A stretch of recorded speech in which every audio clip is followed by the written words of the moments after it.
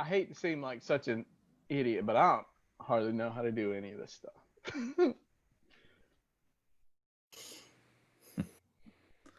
Oh, luckily for me, I have children and grandchildren Uh-huh. who are taking care of all I that. just I genuinely don't like Zoom anyway because I can't stand Microsoft, but what can you do? Message me, Joe. I'll answer questions for you because I've been doing this for school. I'm sending it to you right now on Facebook Messenger or through Facebook, because I'm using my phone for yeah. Zoom and my laptop for research. I gotcha.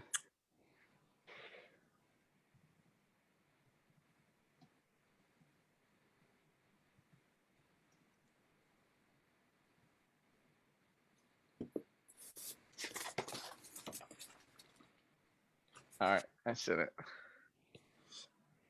Oh, pop that one off. So I'm having a.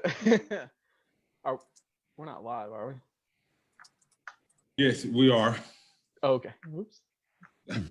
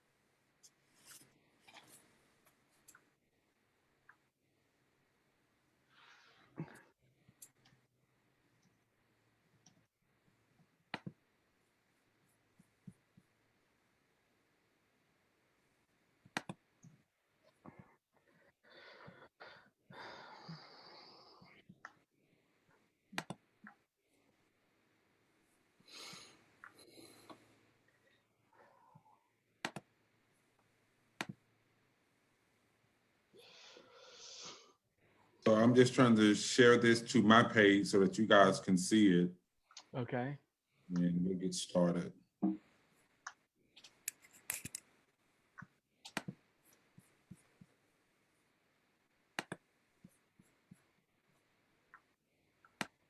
Live from parts unknown. It's Thursday night.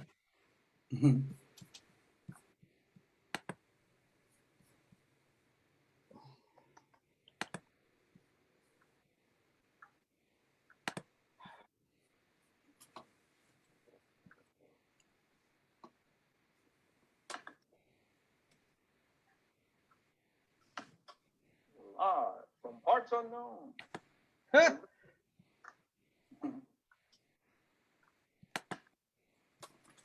So is everybody local? No, well, we can go ahead and do that. Everybody can go ahead and tell where they're from at least, and I'll do formal introductions once I get this situated. No, well, we can go ahead and do that. Everybody can go ahead and tell where they're from at least, and I'll do formal introductions once I get this situated. I am getting some serious feedback.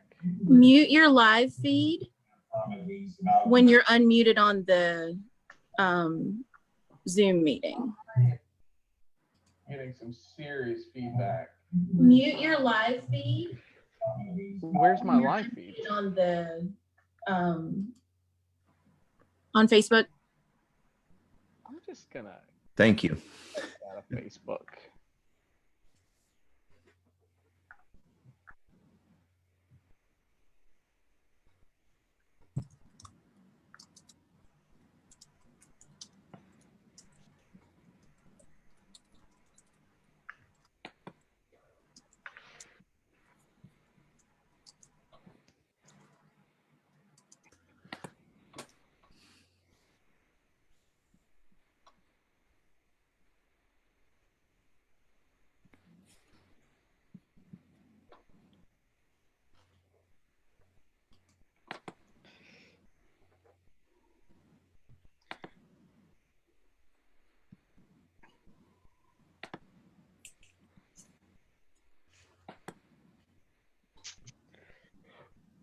So if you guys want to go ahead to my page and share the post that I just made, we'll go ahead and get started once everyone has done that.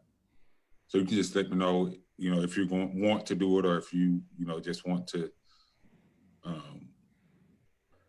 Not sure if I want to share. It depends on how well behaved everybody will be. Well, I don't expect this crew to be well behaved. You know, I quite frankly, even after what has happened on my page recently, I was thinking the topics that you gave me, it's like I'm pretty sure it's gonna be like there. I don't expect too many fireworks, at least from Be me. well behaved. You know, I quite frankly, after Ooh, who's got theirs unmuted? that's me. So where are you watching your Facebook Live from? I clicked out of it so I could share this thing, and that's when I'm just gonna not. I'm gonna share it later. Mute your computer or close your Facebook.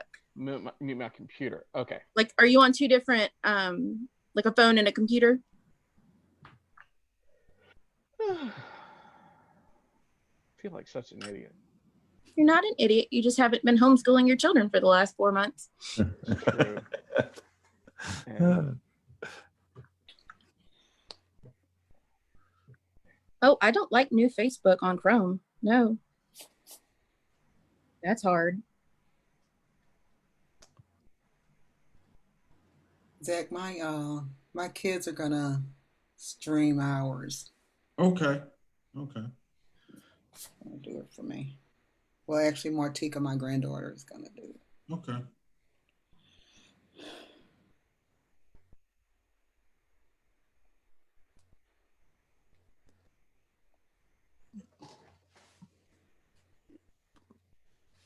open sound. Did you figure out how to mute it? Going into sound, trying to. What are you using Zoom on? The website. I mean, on your computer? Oh yeah, on my computer. Okay, so Zoom is the computer. Are you on your phone with Facebook, or are you on the computer with Facebook? On the computer with Facebook. Okay, This is all so on the laptop. Okay, so what you might do is use your phone, if you can, to look at the live feed and keep it on mute.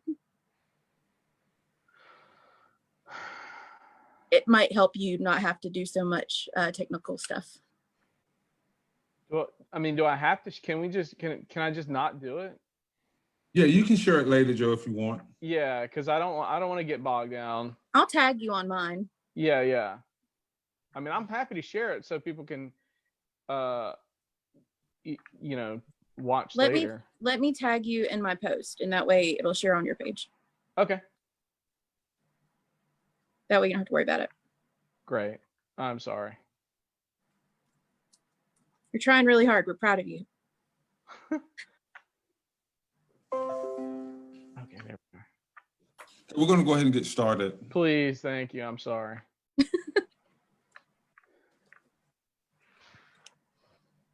Okay, welcome to everybody on Facebook and whatever platform that you're watching. We are back with part 2 of conversations and perspectives on white privilege. We have a very diverse panel of individuals who's going to be giving us insight and sharing their perspectives on various topics. So I'm going to start with Ms. Gloria Smith Cisse. She's an exceptionally trained therapist, social worker, and professional counselor. She's the CEO and manager of the Southern Center for Choice Theory, LLC, since its inception in 2010. In her practice, she utilizes choice theory, reality therapy, cognitive behavioral therapy, trauma-focused cognitive behavior therapy, attachment theory, play therapy, solution-based therapy, parent-child interaction therapy, and family systems. Among others. She's a certified professional counselor. She's a doctoral student, and we're just excited to have Ms. Gloria Smith on board with us. We have Joe Knopf, who has earned his bachelor's in pre-law and political science. He is a former educator, now working in sales, also a former news correspondent. And we have Jennifer. She's a graduate of both Emmanuel College and the University of North Georgia. She's a former special education teacher, former worship leader and arts director, and she's currently working in administration and human resources. And Dr. Brian Chris Reese, who was with us on last week, he began his educational career in Macon, Georgia. Dr. Reese spent 5.5 years teaching as a professor in the social sciences at West Georgia. He holds a bachelor's in sociology from Georgia State University, a postgraduate certificate from Emory and Georgia State University, a master's degree in public policy, government, and recently completed his doctoral degree with an emphasis in research and healthcare policy at Methodist University. And we have Pastor Larry Perry. Pastor Larry has been pastoring Freedom Church since November of 1996. Previously, he served as the pastor of Christian Life Center in Gibsonville, North Carolina. Pastor Larry is married to Linda and they have 2 children. Their daughter Micah is married to Jacob and lives in Chattanooga, Tennessee, pursuing a career in social work. Ben lives in Tallahassee with his wife Mandy and their boys Rowan and Everett. He has pastored for 37 years and served in various leadership capacities. So we're just excited to have everyone on. So what I want everybody to do now is go and like my new Facebook page, Conversations We Need to Have. And this page is simply going to help us address the elephant in the room and the elephant in our society. So we're going to go ahead and get started with this. But before we get to our 3 talking points, I want to ask each of our panelists, and I know Dr. Reese was on with us last week, and so I want to start with Ms. Gloria. What has shaped your perspective about white privilege? Do you believe it actually exists? Yes, I believe that white privilege actually exists. And what has shaped my perspective is primarily my experiences and conversations that I've had and participating in training on white privilege and understanding that there are lots of people who are who have privilege but do not want to or cannot, for whatever reason, recognize their privilege, and they definitely do not want to talk about it. Okay. And Pastor Larry, what's your perspective as a pastor on that question? Historically, I've had people in our church who have had to fight civil rights and stuff and the battles they faced. Some of them, couldn't drink at certain water fountains and some could, and just talking with them, I understand the struggle that they've had to rise, to lift themselves up and carry on and move in a society that has barriers. I don't think we're the only society that has certain privileges for certain people. And I'm not sure that there's ever been a society where there has not been a certain privileges for certain people. So I get a little nervous when people say we're the only society with certain privileges that other societies haven't. I think there are certain privileges that just come with being human nature, the fallen nature of man, and which influences our society as a whole. Mr. Knopf, can you expound on that question as well? I just want to get everyone's perspective before we move forward on that particular issue, so that we'll know how to move forward. And the question is, what has shaped my perspective on white privilege, correct? Yes, or the lack thereof. If you don't believe that it is a real thing, then you can make your case as to why on this platform. Well, I mean, if I'm being totally honest, I think it might be a real thing, but what has shaped my particular perspective on it is my upbringing, and the racially, diverse South here, even though it's it's mostly black and white, but it's still, we were together, and we were all friends, and we never really had a lot of these issues, and of course, or these conversations, nothing like white privilege, came up, and of course my, political leanings to the, I mean, almost anarchist, that does tend to shape how I view it as well. Mainly it's from a perspective of seeing how it's being played out between, the factions of people pushing for the idea that white privilege is a real, huge problem, and the pushback from people who say it's not. So mostly an observer, really, because I don't feel like I've really experienced it or noticed it, to be honest. Okay, and this is not the point where we're going to address each other's different perspective on this. So Right. Joe, I'm going to give you a pass on this one.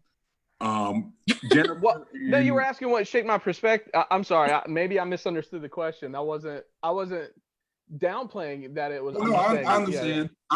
You're correct. You're correct. I just heard some things that I was fighting the urge not to address. So we'll address those further down in the conversation. Sure. Yeah. Jennifer, what has shaped your perspective or lack thereof of white privilege? I have a really weird upbringing, in that I come from a mom and dad who were pastors of an extremely racially diverse church back in the 1980s. It was in Seneca, South Carolina, and it's where we had several interracial couples that my dad had to step up and defend, even to the community and stuff like that. So while, I had the privilege of it not being my fight to fight, I grew up seeing people as very equal. However, as I got older and moved to another area, attended a different high school, it jarred me that I actually attended a high school 9th through 11th grade, and then a separate one for 12th grade, both of which, one was in Johnston, South Carolina, one was in Vidalia, Georgia, had segregated proms, and it was 1994 through 98. And there was, that disconnect between, like, I grew up going to my friend's house and spending the night with, my friends who were Black. And I didn't know that that's not a thing most white people in South Carolina did. Like, I didn't know that wasn't typical. So, I mean, like, that part of it was different. But then as I got older, I realized, oh, like, this isn't going to be changed or go away until, we kind of start saying it out loud and acknowledging that it still happens. And then in teaching and learning, especially special ed, because of the overpopulation in special ed, overrepresentation, particularly of Black and male students. I've had to do some studies about fairness in testing, racial bias in standardized tests, that kind of thing. Underrepresentation in gifted education for minority students, ESOL students. So I started kind of learning more about it after even college, because I did live under a lot of privilege where I didn't have to think about it.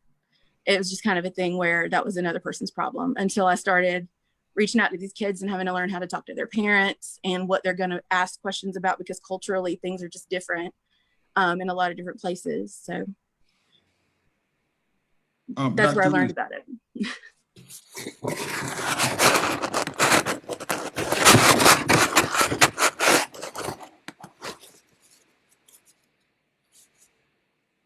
Dr. Reese? Yes. Oh, So I a lot of feedback. I am African American, no surprise there. And so my perspective of white privilege has been that of not of a mirror, but of the opposite of race relations.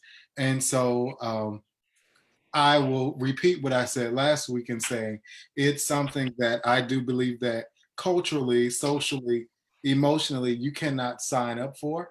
It's one of those things you wake up and, you know, you're born and you are, and you live in a world where you remain that. So you don't have to sign up for it. It's not something you have to ascribe for. It's given to those of a certain pigmentation. So with that being said, my experience has been not to run a race that is equitable, but to find ways to be successful with all of the obstacles that may be en route to whatever goal I have. And so that's been my experience. Okay. And so can I ask all of our participants, when you're not speaking, can you just mute your microphones? I'm hearing people on the live saying it's giving some feedback. So I want Miss Gloria, and I would love for Pastor Larry to answer this next question. I simply need you to do this little activity for me. Define racism in 3 words.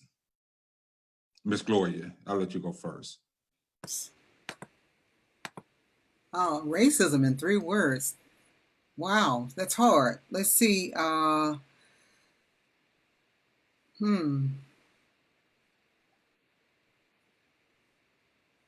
White, male, privileged. Wow. Okay. Pastor Larry, can you define racism from your perspectives in 3 words? It's a choice, likeness, and sin. Okay. Okay. So we're going to move on to our very first discussion for tonight. And this is a little different from last week because I'm just going to give out some topics that I sent to all of our panelists. And we're going to simply have a discussion. I'll give some questions and I'll try and remain a facilitator. But if I hear some points that I would like to make, please allow me to reserve that right. Our first topic, Trump and Trumpism.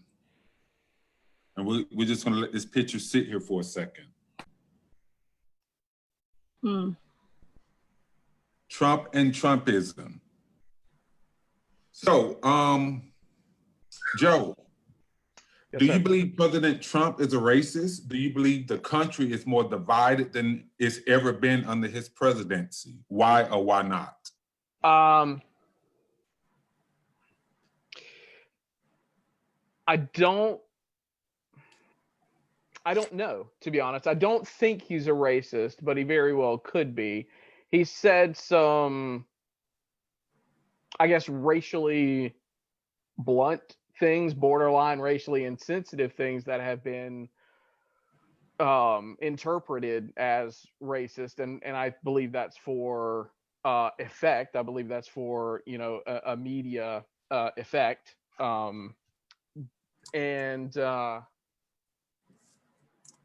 As far as are we more racially divided? Yes, but I don't think it's Trump's fault. I think we're just getting played by people who want to maintain that divide, so they can maintain their own power. And I believe that stems mostly from a leftist mindset. Okay.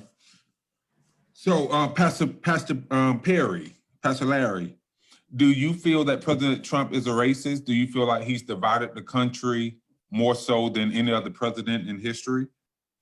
I think Trump, and this is the way I've always, since he got elected, I said that Trump is a symptom of our society. He is a symptom of what's wrong in a lot of ways. I mean, when you think, you know, 50% of the population voted for him, his actions are, you know, kind of startling at times. I've kind of broken it down to 3 things. What makes people dislike Mr. Trump or President Trump? His personality. some people are not going to like his personality.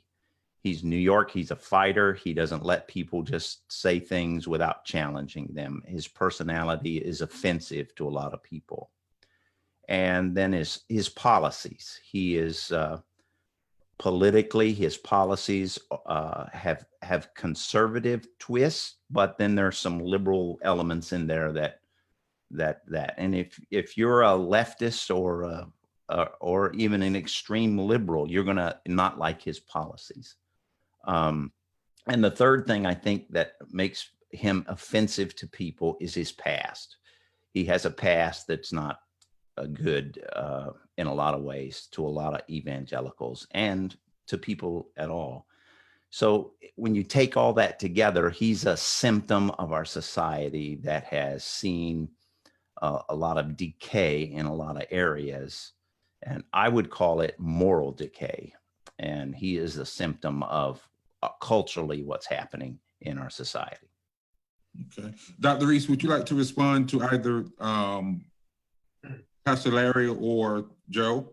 I would agree with Pastor Larry that he is a symptom of what we have seen hidden in our society.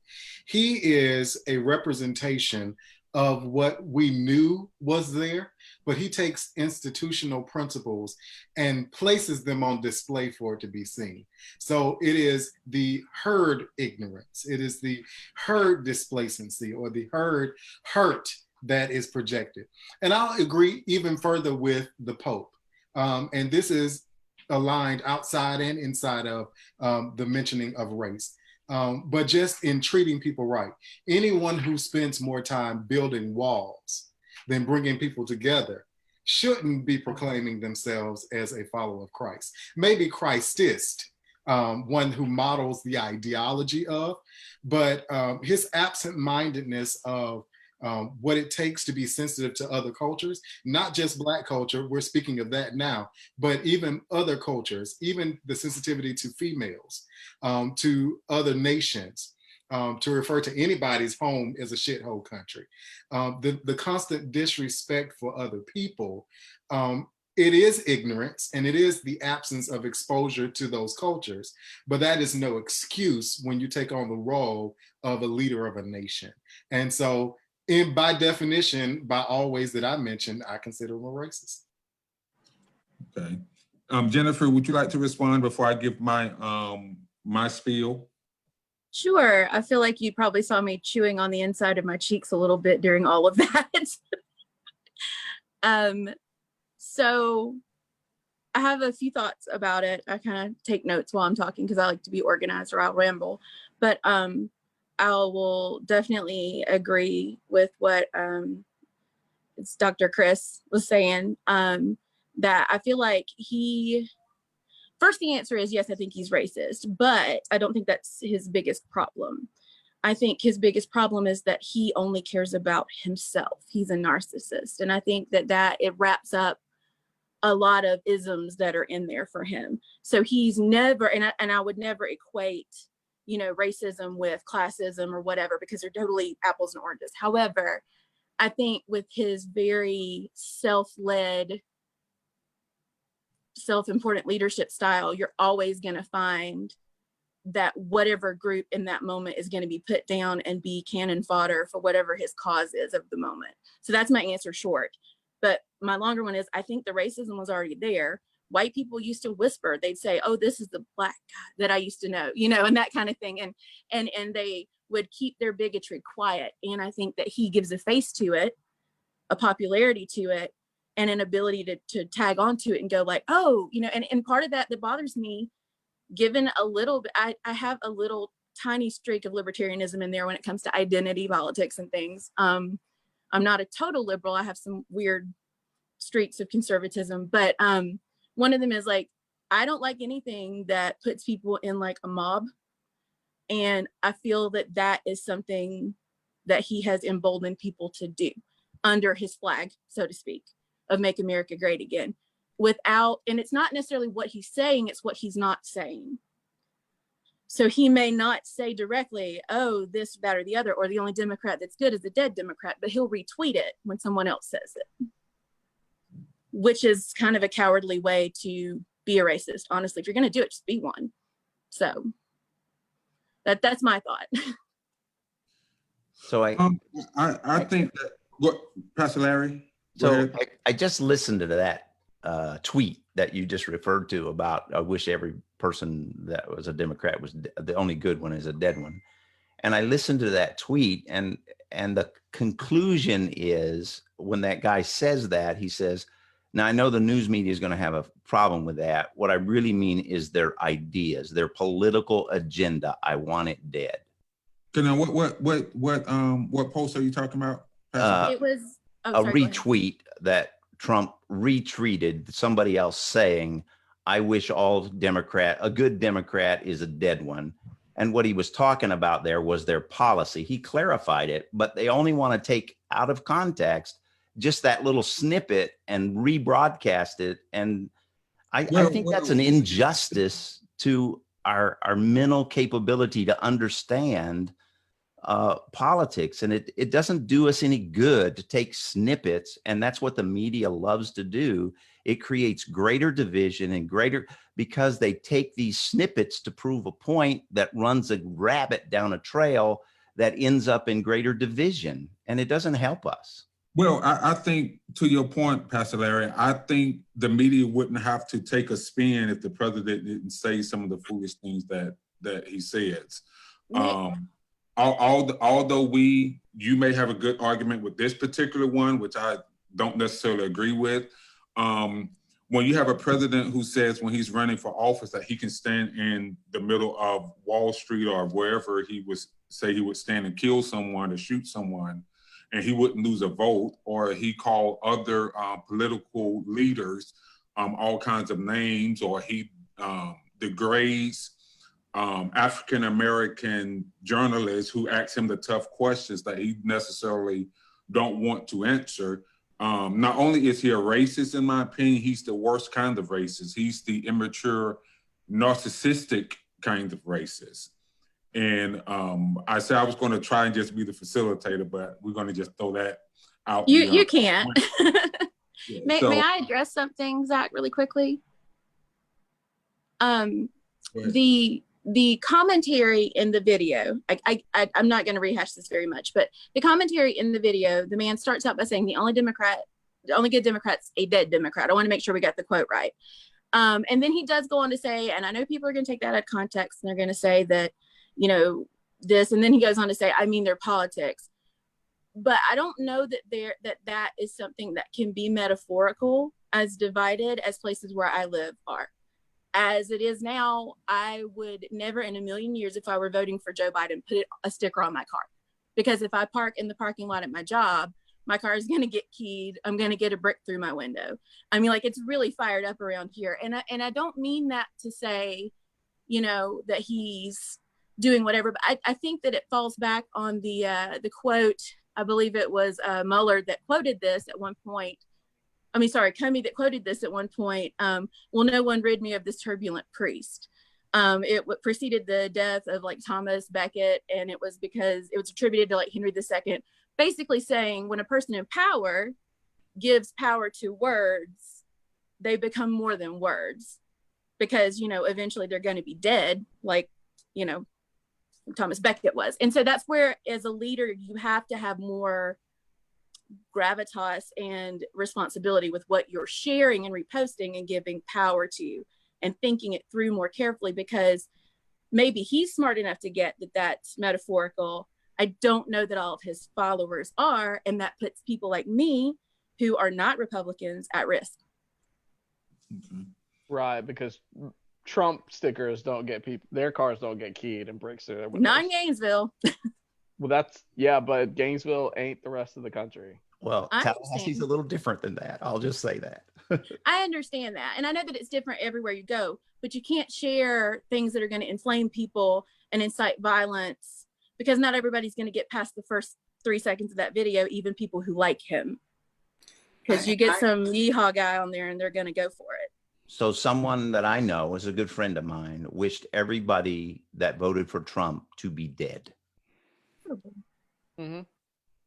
So to say that it's a one-sided operation here is an exaggeration. The Of course. vitriol comes from every angle, which Oh, no, goes, sir. Well, Pastor Larry, it goes back to the moral depravity that's taken and hold of our nation. well, when you have a We leader cannot who, have a civil conversation without somebody calling somebody something. Yeah. And Well, then we to your unfriend them and point. never want to hear their argument again or their discussion. well, I to your agree. point, Pastor Larry, you are totally correct. We are living in a morally deprived country. And I would submit that it's because we have a morally deprived leader. Everything that you just said is what our president does. He See, says things. I would think that we have a moral deprived society. That's why we have the president we have. You want to blame the president for what we have, and I say it's just the reverse. It's because our society is seeing decay. We have the president we deserve. I think that this president is being very intentional. He's a very smart person. I think that he knows exactly what it is that he's doing, and it's not helpful. It's not civil. It's not what we need right now. If we live in a morally decayed world, then we need a leader who will take us in the direction that we need to go, away from our depravity into being more civil.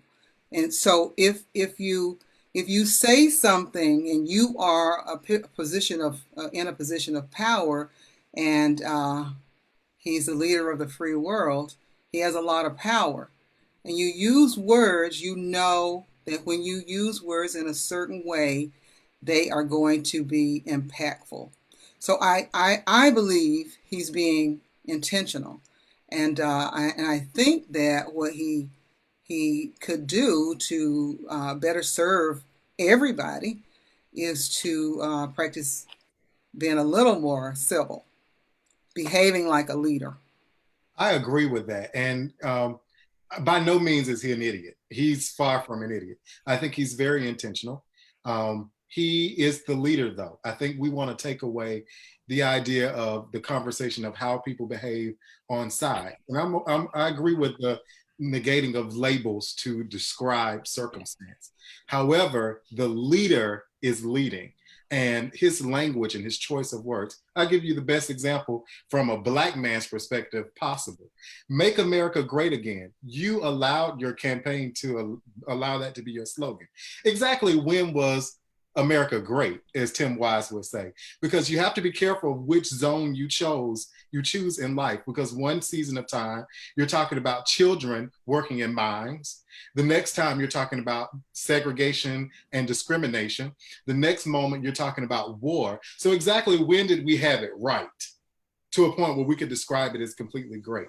And while that may be nuanced and it may be reaching a bit, the idea of having the conversation that inclusiveness, involving everyone into a process, is something that you would expect the leader to do. So that may mean that I need to look at what are the undertone messages that come along with this statement.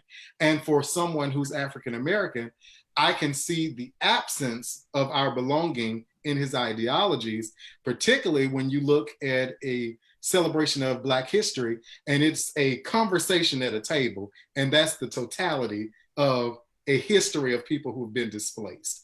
And so, of course, people have not bought into the idea that there is no intentional separation in his intention.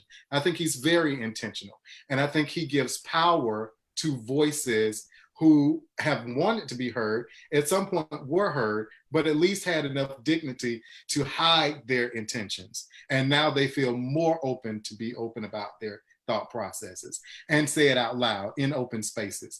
And it's unfortunate. It does divide a country. And that was my next question, Dr. Reese. Is there a correlation between President Trump's behavior and the rise of malicious acts of hate groups and this new white power nationalism movement that we're seeing? Is there a correlation between Trump's leadership and this uprise of a resurgence, rather, of white power?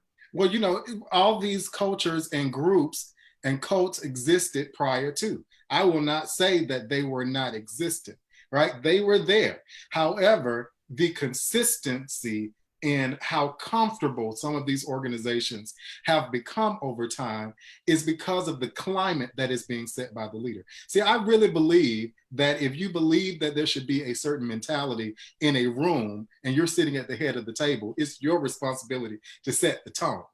And so we've had a number of presidents, and by all means, it's not just because Trump has a sense of humor, as some claim that he has. George Bush had a huge sense of humor, and most times we thought he was inappropriate. But if he said something like, if you get on a horse, you better ride it, at least we could identify the fact that he was country enough and a horse rider that that was something that he could relate to, and we could kind of find our meaning in his description of thought.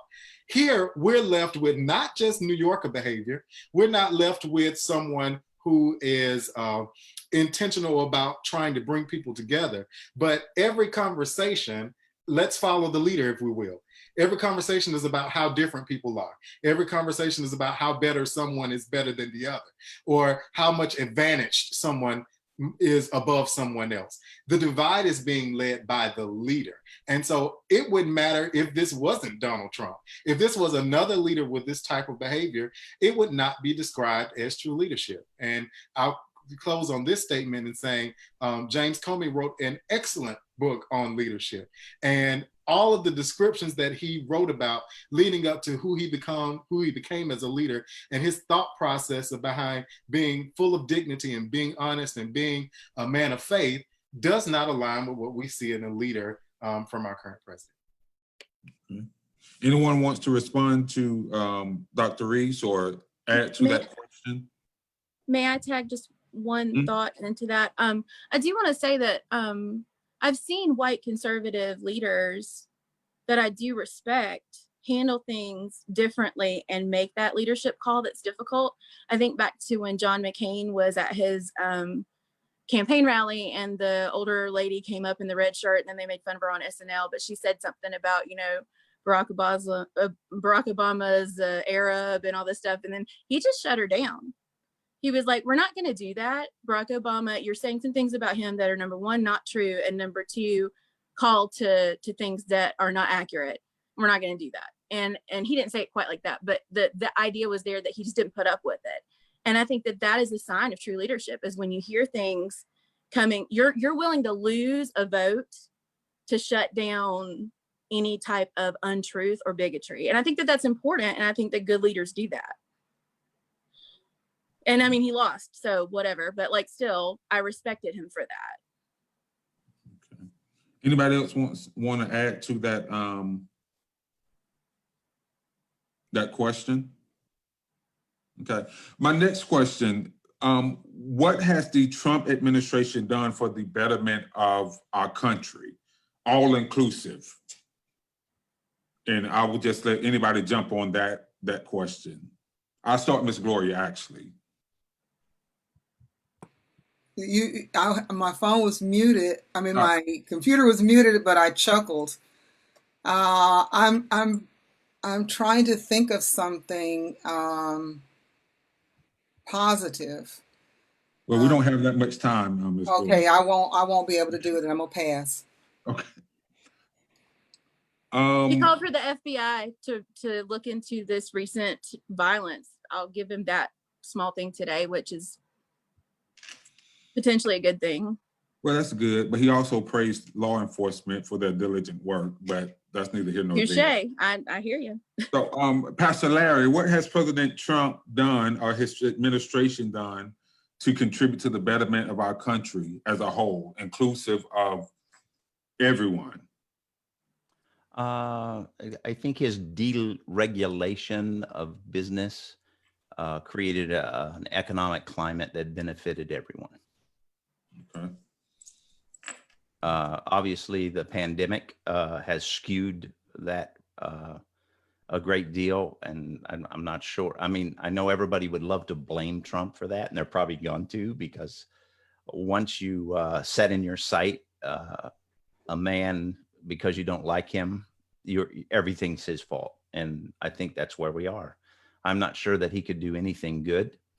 I'm quite surprised that no one talks about him not taking a salary and he gives it to different organizations. I think that's a pretty noble thing. I don't know that we've ever had a president who said, I don't want your money, and I'm here to serve, to make America great again. Well, and to not to cut you off, Pastor Larry, but to address the salary, I don't think that's because President Trump is this generous person. I think it's because President Trump feels insulted by the small amount that the President of the United States makes. So his narcissistic mindset would not allow him, and this is my personal observation. I think it's very interesting that everybody wants to put a projection upon what they think Trump is doing. Yeah, I was just about to say, objection, Your Honor, assuming, make an assumption without evidence there. I would counter quickly, Zach, that if I don't even think about him not taking a salary, not because, oh, it's some noble thing, like it's a nice gesture. And it certainly isn't a chump change amount of money, but when you offset that by the amount of money he makes off of Mar-a-Lago and travel and all of his hotels, it's far more than $400,000 a year. And so I think that that's why he's able to do that with a clean conscience, is that he's making far more money off of being president than he would make from the actual salary itself. But I mean, and I would draw your attention to Obama, who bought an $18 million house. Former President Obama. Yeah, exactly. President Obama. So, I mean, there is profit to be made in politics. Right. But you can look at the Clintons, you can look at Obama, you can look at the Bushes. They all have made a tremendous amount of money. Understood. And those things politics come from things like speaking fees and fame. But when the actual money is going directly into his pocket and they're choosing his hotels exclusively to host ambassadors, to host events, things like that, it's a little bit, I mean, I know you can't have technically a conflict of interest as a president, but I mean, any person looking on from the outside would see that, the Secret Service spends tons of money at his hotels. I mean, it's ridiculous. So nothing went into the pocket of Hillary Clinton or President Clinton or President Obama. Yeah, they made their money off of selling influence. That claim, though. I would like some evidence on that claim if that's the claim. I would like to know specifically what businesses they ran and how much they profited from it from the White House related dealings. That's where my pushback is on that one. Because I'm with you. I don't want to assume his reasoning because I don't think he's insulted by the amount. I think, whatever. I would not dare to guess what he thinks, but I do know what the pocketbook says. And I don't think whataboutism is helpful here if we're talking about Trump. So we're not speaking about Obama, we're speaking about Trump right now. Yeah, so let me go back to the other thing is about Trump is there are less people on welfare now than there was because of the economic climate. Obviously the pandemic. Because they cut the benefits. Pardon? They cut the benefits, that's why. Good job. Yeah, I was about to say that when you reduce the benefits, then people aren't signing up for them. Yeah, the money goes somewhere else. No, hang on. Sorry. I'm sorry. But no, the employment level has gone up as well. So it's not like the people on welfare are just sitting around with no money now. Like people got jobs. Like African American and Hispanic employment is higher than it's ever been. So I'm not, and don't get me wrong, I'm no defender of Trump. Here are my 2 points. Zach asked what has he done for the country. I have 2 points. Pastor Larry pointed out one. We're talking 3 to 4% economic growth, pretty overall, and he's kept us out of. Obama can take credit for that economic growth, but go ahead. Absolutely no, he cannot. No, we'll argue that point. No, another conversation. Yeah, that's nonsense. But he's kept us out of war so far. Those are my only 2 points. For him, I've got a lot more points against what he's done, to the detriment of the country. But that was just, and I didn't want to bring up, as Pastor Larry did, I don't want to bring up Obama because I didn't want to be accused of whataboutism. Yeah, Jamie just said that in the comments that people have to be careful of just thinking of the one president That was the previous president. There were a number of them prior to that. And I'm not arguing that numbers are going to always, there's a book called How to Lie with Statistics. Read it. You'll see a lot with that. If the employment rate increases and the unemployment rate increases, then you don't technically have a whole lot of growth. But it didn't, unemployment didn't increase up until we don't COVID. see those full numbers because also at the same time, you have a number of African Americans and Hispanics who are now going to get education and getting careers that are promised to them through direct pathways. That's also a contribution to those successes. And those may not have existed 10 years ago because the same numbers of students getting education and African Americans with degrees, it wasn't comparable. So those numbers do change. But Jennifer, I know I'm interrupting you. I had a question and a comment based on the answer to the question, but I work in I have worked currently. I'm actually on medical leave. I was hit by a school bus, which is super fun. But I was working in the hiring cycle as an administrator at a big box retail store. And so as we go through the hiring cycle and that kind of thing, and I'm looking at the number of full-time positions, part-time positions, and the rates of pay that we offer even within our own store. Some of them are excellent rates of pay. Some of them are more in line with the hard to live on rates of pay, depending on the type of job it is and the skill level. So my question with unemployment has to do with, does it count as the unemployment number going down if some of the people working the jobs are the same person working two of the jobs? Because the rates that they're getting paid are so low. I don't know if there's a way that they measure that or if they account for that, because I don't actually know. I want to try and keep us on track because there's so many directions we can go with. Oh, yeah. But I do want to move to our next line of questioning. And I want to address something. And Joe, I saw your post. I saw your post and I wanted to give you an opportunity to address your post. I thought I put it in the slide here, but I didn't. So I'm going to give me a second because I want to go and pull that up.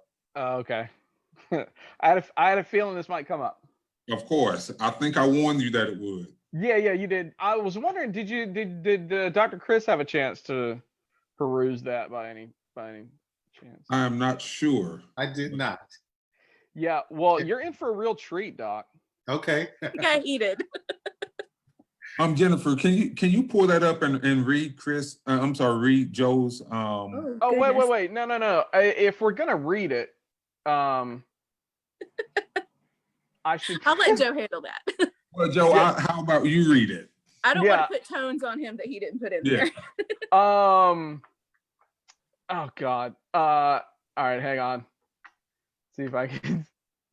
See if we're right back where we're at the problem that we started from. Yeah, I have the Joe's voice in my head version and then the actual Joe version, and they're two different things. Yeah, right. He's more fun to pick at when it's my Joe in my head version than real life Joe. All right, so okay, so I'm pulling on my page now. I'm not getting any feedback yet. So can I just read it in the best way that I know how? I've got it here. I just wanted to make sure that while I was talking, I don't want to get any feedback. Okay, so should I give a background for this, or should I jump right into it and then explain it? You have that liberty. Okay. All right. So I saw, and this was mainly coming from a response. This is a response to the response. This is not a response to the event of what happened with George Floyd at all. And I can tell you my thoughts on the event after this. But I saw a post from a fellow Emmanuel alum that just kind of set me off because it had this very collectivist mindset. So it kind of set me off. So this is a response to the response, to some of these responses. All right, so here we go. Attention all white people. The intellectually lazy and incompetent among us have so deemed that you, no matter where you may be now, somehow, share the guilt of a bad cop's decision in faraway Minneapolis and must change. It doesn't matter if you fought even your whole life against racism and or police tyranny. You are guilty. You are not an individual. Now prostrate yourselves before the social justice gods of Facebook and beg their forgiveness. Rend your garments before the woke of Twitter. Flagellate yourselves before the virtue signalers of Tumblr. Adorn yourselves in sackcloth and ashes before the intersectional elite of Instagram. And these are all, you know, and that's it. So that turned into, we're talking 200 comments now. So Joe, let me ask you, are you not aware why you have so many comments? I am aware, but the thing is, I think a lot of it was confusion about exactly where I was coming from on that, especially one guy. But it's funny, I've gotten, there's this one guy that we went to a manual with. I mean, he's kind of sort of a cousin of mine. He's like a cousin of Kirk's. He went on to basically, I wouldn't say defend what the cop did, but he seemed to make a lot of excuses. I would say defend. Yeah, Jennifer, I'm sure, because she was more involved in that particular thread than I was, and I certainly disagreed with him. I didn't think, I did not. So anyway, this was because, all right, so to address exactly my point in the sarcasm there, I don't like, and I said this to Amberly, I don't like being roped into a collectivist mindset. I refuse to be roped into that. And I don't like the idea, and I know Jennifer and Amberly's like mentioned that, oh, none of my friends are saying they feel guilty, but I wasn't, that was mostly sort of hyperbolic, that I was the reason why I said that, gave that tone. But there is this sort of underlying white guilt that we're sort of being saddled with collectively. And I don't like it. I'm not a collectivist thinker. I'm an individual. And the way I told Amberly, I said, I'm a big boy. I got sense enough that I'll speak out if there's something I feel the need to speak out about. I'll say something. I will say the reason that I didn't speak up first was about how bad I think the situation is, and because that I saw that a lot of people were already doing that. They were already speaking out, and I'm like, well, they're speaking out, and I have a habit of coming from a different sort of tack on things. It's like I see enough people speak, let's say in this case, I see enough people speaking, and I was like, yeah, they're speaking out. That's a lot of people. I can take this line over here and be okay. I don't feel like there's not enough people speaking up where I have to address that first. Now, for the record, I think what that cop did was pretty much murder. I mean, he's now in South Carolina, our murder statutes are a little different.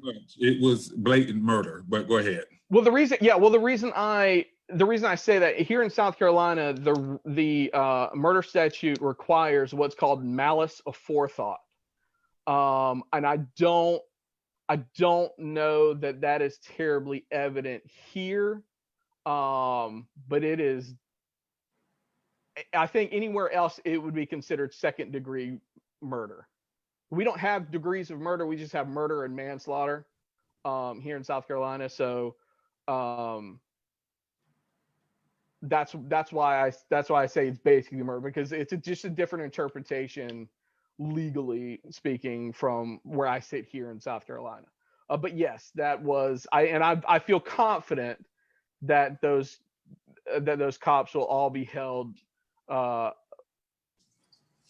will all be charged with murder, and I think they already have been. But yeah. Are there any other questions that you have I just want to point out why I saw a few African Americans on your post, and I wanted to point out as to why that would be offensive and sort of insulting to us as Black people, especially as Black men who just watched another Black man get murdered by a white police officer who was accompanied by 3 other officers who should be charged with accessory to murder. And to see a post like that, and I think I said it on your post, that we take matters like that very serious. And I know you personally, so I know your angle. But my thing is, this is a part of that privilege that we talked about, where a white man can make a post like that without any sense of awareness of how, your African American friends who are watching that would feel. Well, two of those three African American friends of mine that you mentioned, I don't know if there were any other, but I know of the three. Two of them were like, "Yeah, I know where you're coming from. I get the joke." And I told Amberly this in one of the threads. I said, "It's a given for me that this is a terrible tragedy and it should not have happened and it's murder." Like, that was a given to me. So that's sort of baseline in my mind. So while that, and there was this great meme that something told me to post this first before I made my comment, but there's this great meme that I saw. It's like, it's a side by side of Colin Kaepernick and this guy like on this guy's neck, and it says which knee offends you. And I was going to post that first because I was thinking, yeah, because it's a great little provocative meme for some of the people that were so against what Colin Kaepernick did. But here we have a good example of why he did what he did. Now, I'm not his biggest fan, but at the same time, he had a good point. And so that was my base. So the fact that this is bad is my baseline. What got under my craw, what got under my skin, was this added element. Now that this has happened, that this terrible tragedy has happened, now I'm getting lectured by other white people on Facebook, and it's like, I'm not going to be lectured by anybody.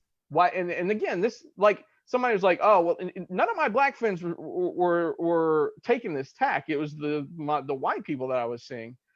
I'm like, I'm not giving in, and it just got to me at that moment, and I was like, I'm not giving into it.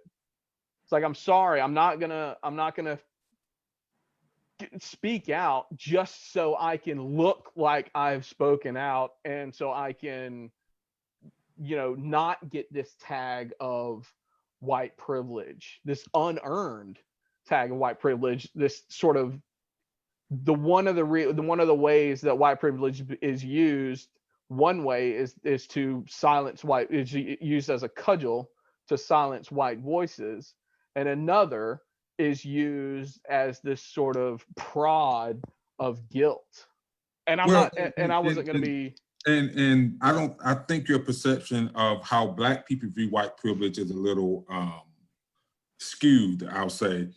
I didn't say that was from black people. I'm just like, people who I think use from white people, privilege. From people in general, I think white privilege is not something that you earn. I mean, the only requirement for white privilege is that you're white.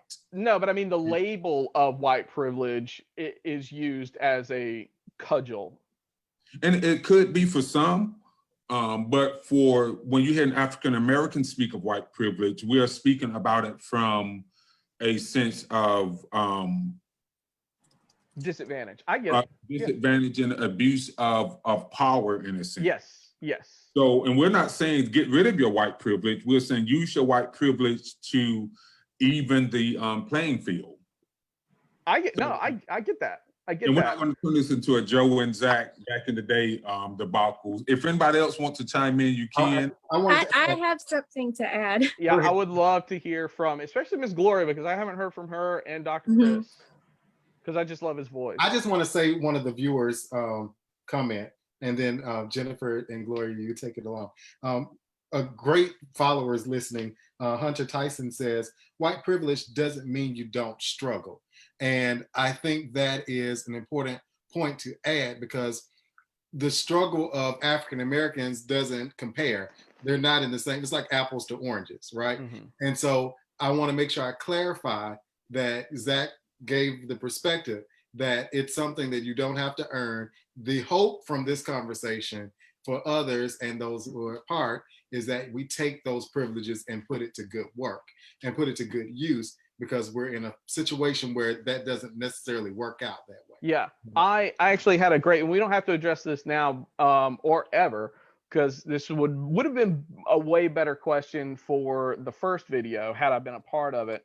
I am curious, and again, we don't have to do this, but at some point later, where does the rubber meet the road in terms of white privilege? Now, I know that white privilege is this thing that is unearned, or at least that's what I'm told. But where are the real world applications for that? And I really don't want to hear pumpkin spice. You're not pumpkin spicing right now, Joe. No. But I mean, I read this thing about like there's white privilege in pumpkin spice, how that's somehow a symbol of whiteness and oppression, and I can't get on board with something like that. I'll just be honest. But I know this is a conversation about white privilege, so I would I love that everything is. I hope that everything we can keep it in the context there. We don't have to answer that question now. True. I will say that I'll speak in comedy but in truth, I love it. An accomplished person, but I still don't have my 40 acres. And even though one girl can't shit on 40 acres, I'll still take it. I love it. Okay, we're gonna move. Yeah. Okay, religion and race. This is going to be very. I have a tie-in for that. I'm excited. Okay. I can bring up my questions here.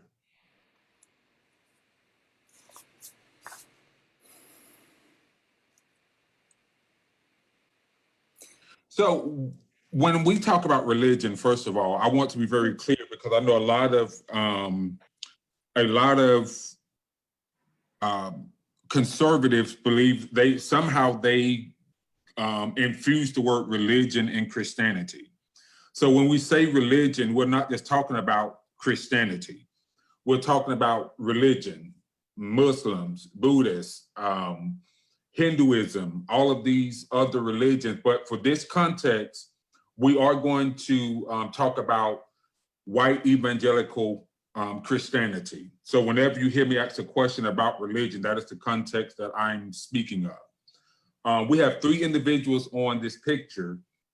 We have Franklin Graham. We have one of the most powerful women of God to ever walk the face of the earth since Mary, the mother of Jesus, Paula White. And we have Bishop T.D. Jakes. My very first question about religion and race: is there a responsibility of the white evangelical community to address the oppression, the abuse, police brutality of Black America? Pastor Larry, I'm going to ask you to answer this question as a pastor. Well, certainly. I mean, injustice is injustice for everybody, and we have to address that. And I don't think there's anybody that watched the video of what happened in Minneapolis and not cried. It's a terrible thing. It's a terrible thing, no matter who you are and what you are in relationship to that. And it's very obvious that the policeman there lost. He lost a heart for humanity.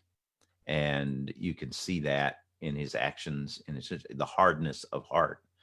The sad thing about that to me is there are some good policemen who now have a bad rap because of a policeman. I know what that is as a pastor. I know pastors who have done bad things, and it reflects all pastors. I know pastors who have cheated a lot of churches, and it reflects all pastors. And the danger of that is to lump everybody into one boat. And we need to be careful about that. I do believe this guy is going to be brought to justice and so on and so forth. And I thank God for that. Evangelicals have to be aware of all of that, and they can't just push it aside and let somebody else deal with it. I think what bothers evangelicals is You know, they're especially for me, I'll speak for me, is I take a broad view of society and say, this is not the problems we have in America are not, it's a moral issue that's bringing about the death of a lot of people, not just physically, but in a lot of ways, kids, and it's just terrible what's going on. And in my opinion, we need a revival in America to awaken the soul again. It's happened in the past, and God can do it again. And I'm praying and believing the Lord to do that. But we have evangelical Christianity has a huge responsibility to address injustices in our society.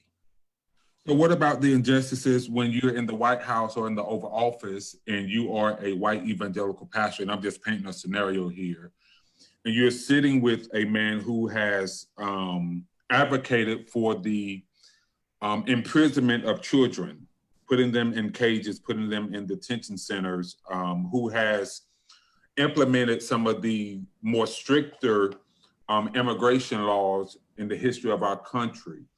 When you're an evangelical pastor and you're sitting in the Oval Office with the president, and you hear him talk about racist things, you hear him insult women, you hear him degrade people who don't agree with him. As an evangelical pastor, how do you address the issue of a president who claims to be Christian but literally lacks every description of what a Christian should be? I mean, I didn't elect a pastor in a president. So there are certain policies that you agree with in relationship to a president. There are some policies I agreed with President Obama with, and then there are some I didn't agree with him. So I can't just single out his personality and decide I'm going to vote for his personality because I like his personality. Policy has an effect on a lot more people than just his personality. So as an evangelical, I have to look at the policy that agrees with my philosophy of life, not necessarily my philosophy of religion. However, my relationship with the Lord does influence my philosophy, my political philosophy. So I can't just take one thing that President Trump does and says, I'm not going to do it. I think the priority for most evangelicals is abortion. And that is huge in most evangelical mindsets. The death of babies is huge.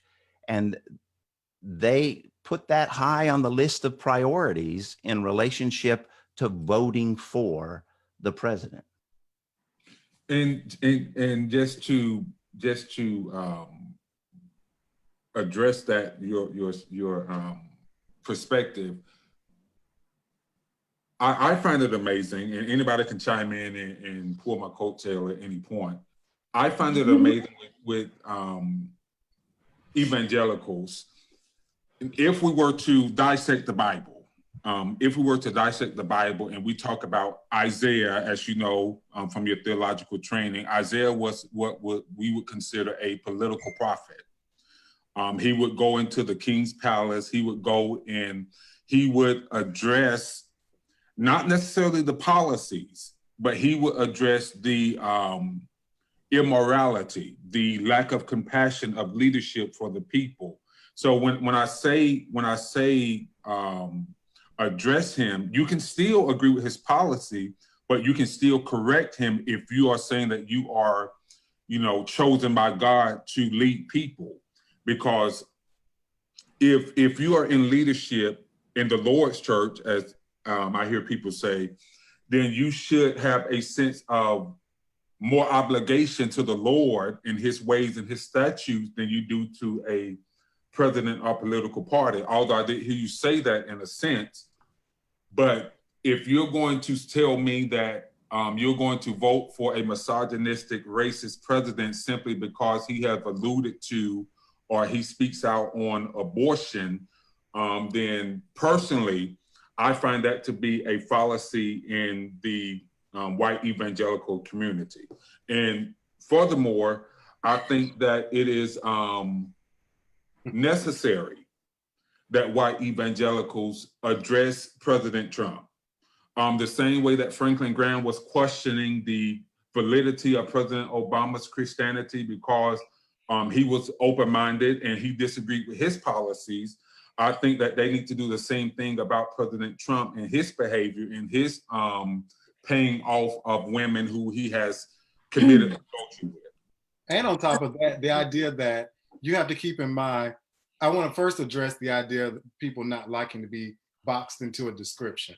Well, that's wonderful. Now we know how Black people feel when, you know, I had dreads and I walk around and I just got out of my car and a lady locked her door and I was offended by it. So now we all understand what it feels like to be boxed into a category. It doesn't feel good.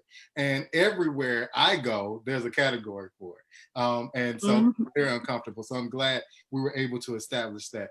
I also want to say too, this idea, I listen a lot to The View is one of my favorite shows, and I listen to Meghan McCain go on and on and on and on about abortion. And I listened to Whoopi's response, if you don't want one, don't have one. And I do believe as a male that it's very insensitive for me to have a strong opinion because I don't know what that feels like, never will know what it feels like, and don't want to know. I think that's something that the OBGYNs and the females could make that decision about what that feels like. It's a little bit too complicated. I don't have a vagina, don't want to have that kind of conversation about what others should be doing with it. But I also want to bring up one point that comes to my mind that I do have a thought about it. What if this lady comes into the room and she has had an abortion? I'm thinking back to the same woman who was kneeled down. I'm waiting on you to throw the first stone if you are without sin. And so, you know, a lot of guys walking around with, you know, their first wife still living and they're married to the second wife, and all of the things we consider from the Bible that we ignore when we want to place this idea on what we consider to be sin, all of ours become transparently clear and they no longer exist. I'm really concerned about how we treat the person. And I think it has a lot to do with our ideologies. I understand voting based on your ideologies and what you believe, but at the end of the day, where is the grace for the person? Because that would be Christ-like. I want to add something, y'all. I know I've been sitting here quiet a lot and thinking and listening. Two things. One, I think the issue of abortion is the issue of one group of people trying to control women's bodies. And I really think that it needs to be discussed differently. I believe that I should have the right to do what I need to do with my body, have whatever conversation I need to have with my doctor, and make a decision about what to do with my body. But I also wanted to read this quote from Paulo Freire about in addressing what happens when we keep quiet. But Freire says, washing one's hands of the conflict between the powerful and the powerless means to side with the powerful, not to be neutral. And I think when we have people in positions of power, we have religious people who have an opportunity to be in the ear of the president, then they should take advantage of that opportunity and speak on behalf of the powerless. And I know some people will say babies are, those unborn fetuses are powerless, but there are a lot more women in the world who need to be able to say, this is my body, let me do what I need to do with my body, not just those ones, just get out of my, excuse me for saying this, but get out of my vagina. And on top of that, Miss Gloria, I have to say that it's problematic that we have a judgment for what women want to do with their bodies. Yeah. And for those who cannot afford to take care of them, we have a problem with providing services to them so that they can keep the child eating and keep the child living. Exactly. I don't think that equates to Jennifer. I'm sorry, go ahead. I'm about to explode. Jennifer, just let me say this. I think with the white evangelical community and the conservative party as a whole, I think that they are not necessarily pro-life, they're anti-abortion. Mhm. Because there's a difference. If you're pro-life, then you would be as outraged as a Black man getting killed by a cop being unarmed for a suspected forgery as you are about a person having an abortion. Second to that point, I don't think a man, Black, white, gay, straight, should even be in a conversation about abortion.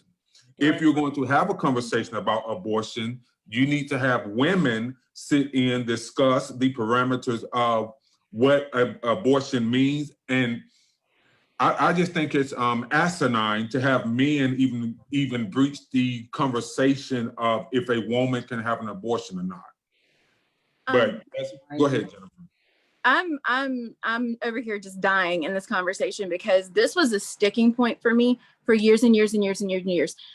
So just a tiny background is my pendulum has swung wildly throughout the years politically, but also with regard to just religion in general. I'm in a place right now where I have chosen to take a break from religion and from church. That does not mean that I'm no longer a Christian. It means that I have questions, and some days I wake up confident that my soul is secure and I believe in God 100%. And some days I wake up and I'm just kind of a hopeful agnostic and I go, man, I hope I'm wrong about this, but I really don't know if this happened. So just that's a little background, but the life thing matters to me because personally I'm very pro-life. On the point of when I was like prior to no longer having children, I would not even take hormonal birth control because I had read about some of the side effects of it that I didn't agree with at all because of my take on life. So that's my personal opinion. One thing that we forget as Christians, especially as privileged Christians who aren't going to have to make these decisions, a lot of people want to make a lot of harsh judgments to say who can or can't do what when it's never going to be their decision. I don't mean men.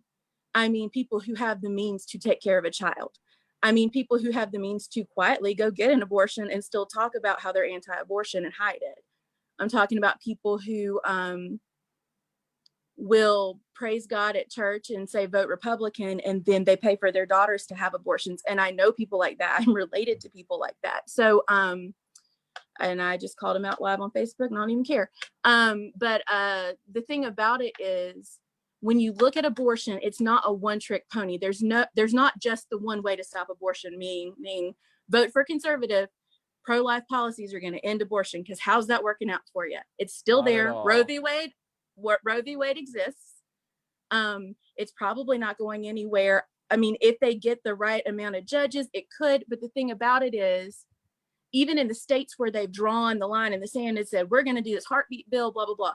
Yeah, the abortion rate goes down because you can't get them there, but they'll just cross the state line and go somewhere else and drive their abortion rates up. The thing about it is when you're looking at worldwide data, there was actually a report that was done, is it Guttmacher Institute, talking about how the countries that have the lowest abortion rates are the countries that have the most liberal policies. That's not to say liberalism solves abortion at all, but I'm saying there's more than one factor that goes into it. One thing you've got to consider is, does your policy as a conservative support teaching about birth control to people who don't have parents to do it? You may not think it's the school's responsibility, but if they don't have parents, someone's got to teach those people how to not get pregnant. If they support things like, this person's pregnant, now what? Well, if there's no health care for that person, they're going to choose an abortion because they can't afford to have a kid. It's $3,000 just to get all your visits in. If you are in that donut hole where you make too much money to get help, but you don't have enough money to pay for it, it really sucks. I'm not talking extreme poverty. I'm talking like lower middle class, where maybe two parents are working, you've got 4 kids. So what I'm saying is, if you're not educated on these things, if you don't have that ability to get the health care that you need, you have to make tough choices. I know someone who adopted a child from a Catholic mother who already had 6 kids. And it was because she didn't want to track her fertility and avoid pregnancy, that she just had to give one of her kids up for adoption, which was heartbreaking.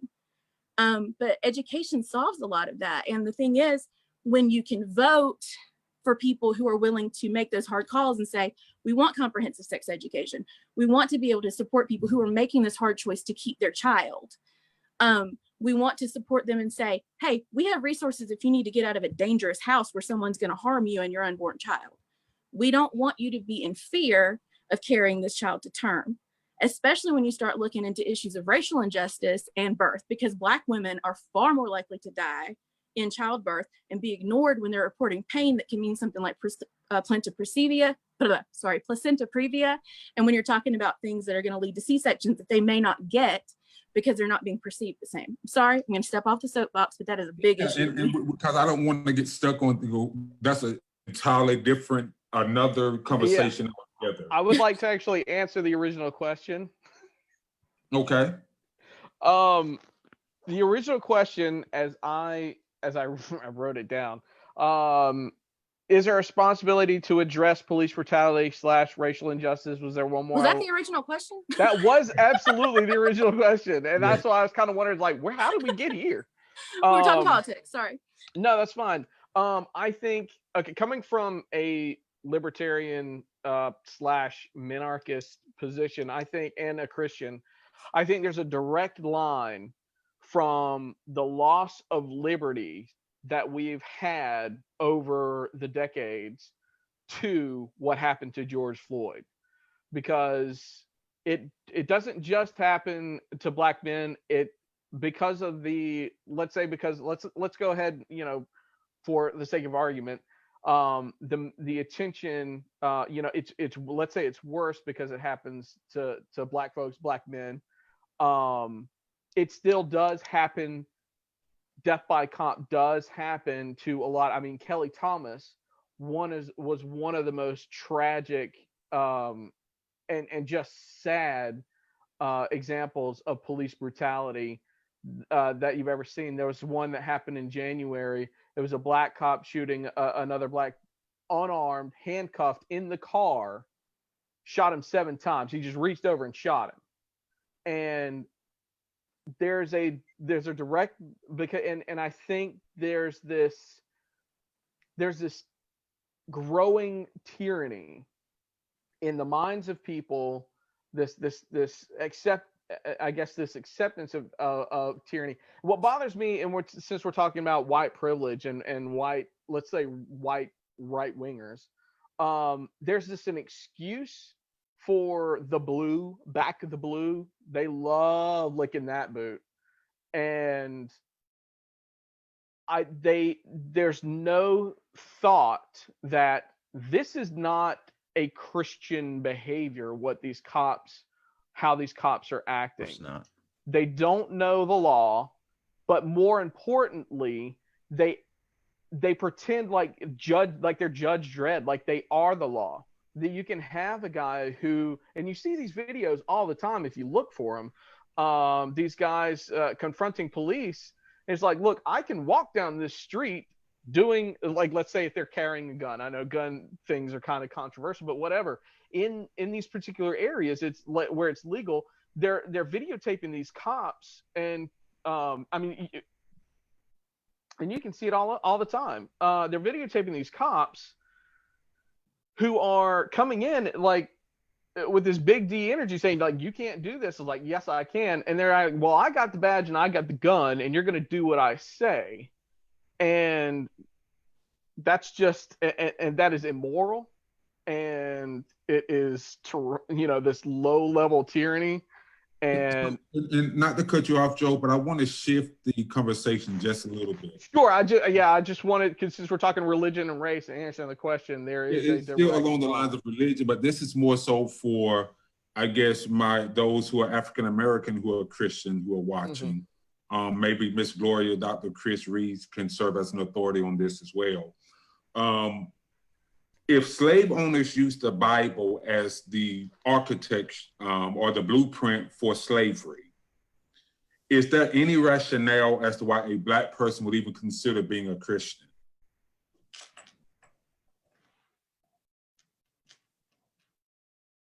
We're talking about religion and race.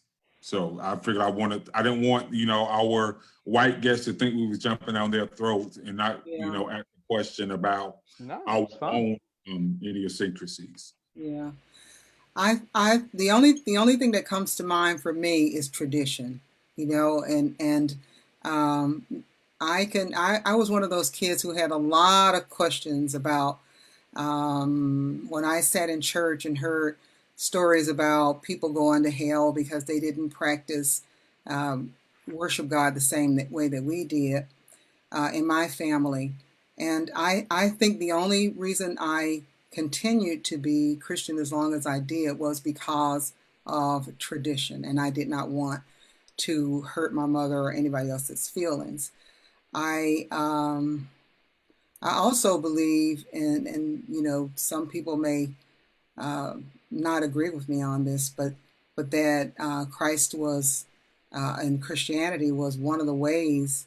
Well, I don't want to. I just think I'm going to leave it at that. I'm going to leave it at that. I think that one of the reasons that people do it, people of African descent, continue to be practice Christianity is because of tradition, and because it's what they think it's the only way to do it, because of, not because they look at the historical implications, you know, and understand all these ways that the Christian faith was used to subject a lot of people, and there was a lot of violence that was used in the name of Christianity.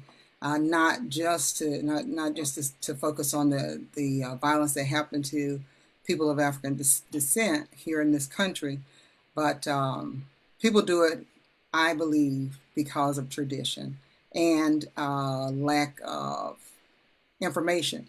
And then the other thing that's really interesting is that people are afraid to hear information about another faith, regardless. I totally agree. I agree. Chris, can I, Dr. Reese, I'm sorry. Can I just address one thing that Ms. Gloria said? Yeah. And from my experience from teaching religion and philosophies of religion, from my experience, and I'm speaking merely from a personal experience, Joe, I don't have any statistical data to back up what I'm saying. But from my experience, the only people who are afraid to hear about other faiths and religions are Christians. And I'm not sure as to why that is the case. I have my own working theory as to why. Yeah. But Christians are the most afraid to even open the Quran and read it with, you know, I guess, it's almost as if they are afraid to be open-minded and be a Christian. And I think that is one of the doors of imprisonment for the Christian faith. You know, you should always be ready to defend what you believe. I am a staunch believer in that. I think you should be ready to defend what you believe as a Muslim, as a Christian, as a Buddhist, as a Hindu. I think you should be able to, Baha, I think you should be able to defend and get some rationale. Mm-hmm. And it's in the Bible. Yes. Well, So I was just going to say that I agree with all of that. I grew up extremely Pentecostal. Somehow in my journey, same. Somehow in my journey, I ended up in seminary. The first orientation, they came in and they were drinking beer, and I was like, "Oh my God, Pentecostals, they are all going to hell." And so that was very difficult for me.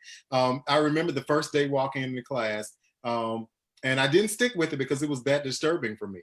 I came in, there were two pictures on the board, and one was Matthew writing the scriptures and an angel transcendently standing above him, telling him what to write. And then the other picture was Matthew writing the scriptures and an angel physically sitting in front of him, telling him what to write. And the first question the professor asked was, which one of these is God inspired?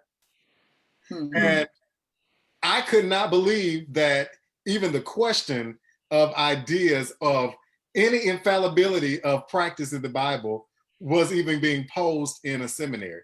And then I learned that that was the norm in seminary, to ask those type questions. Mm-hmm. And it threw me completely off. So what I have learned over time, though, is that the way we perceive others, it has come from a centrist idea. I think that you might be onto something, Zach. We do kind of believe that we need to guide the others. And I often tell people, you better be careful how you treat other people. Let me give you an example. Be careful how you treat the Jews. You know, your Jesus was one. And so you might want to be careful how we judge them, treat them, categorize them.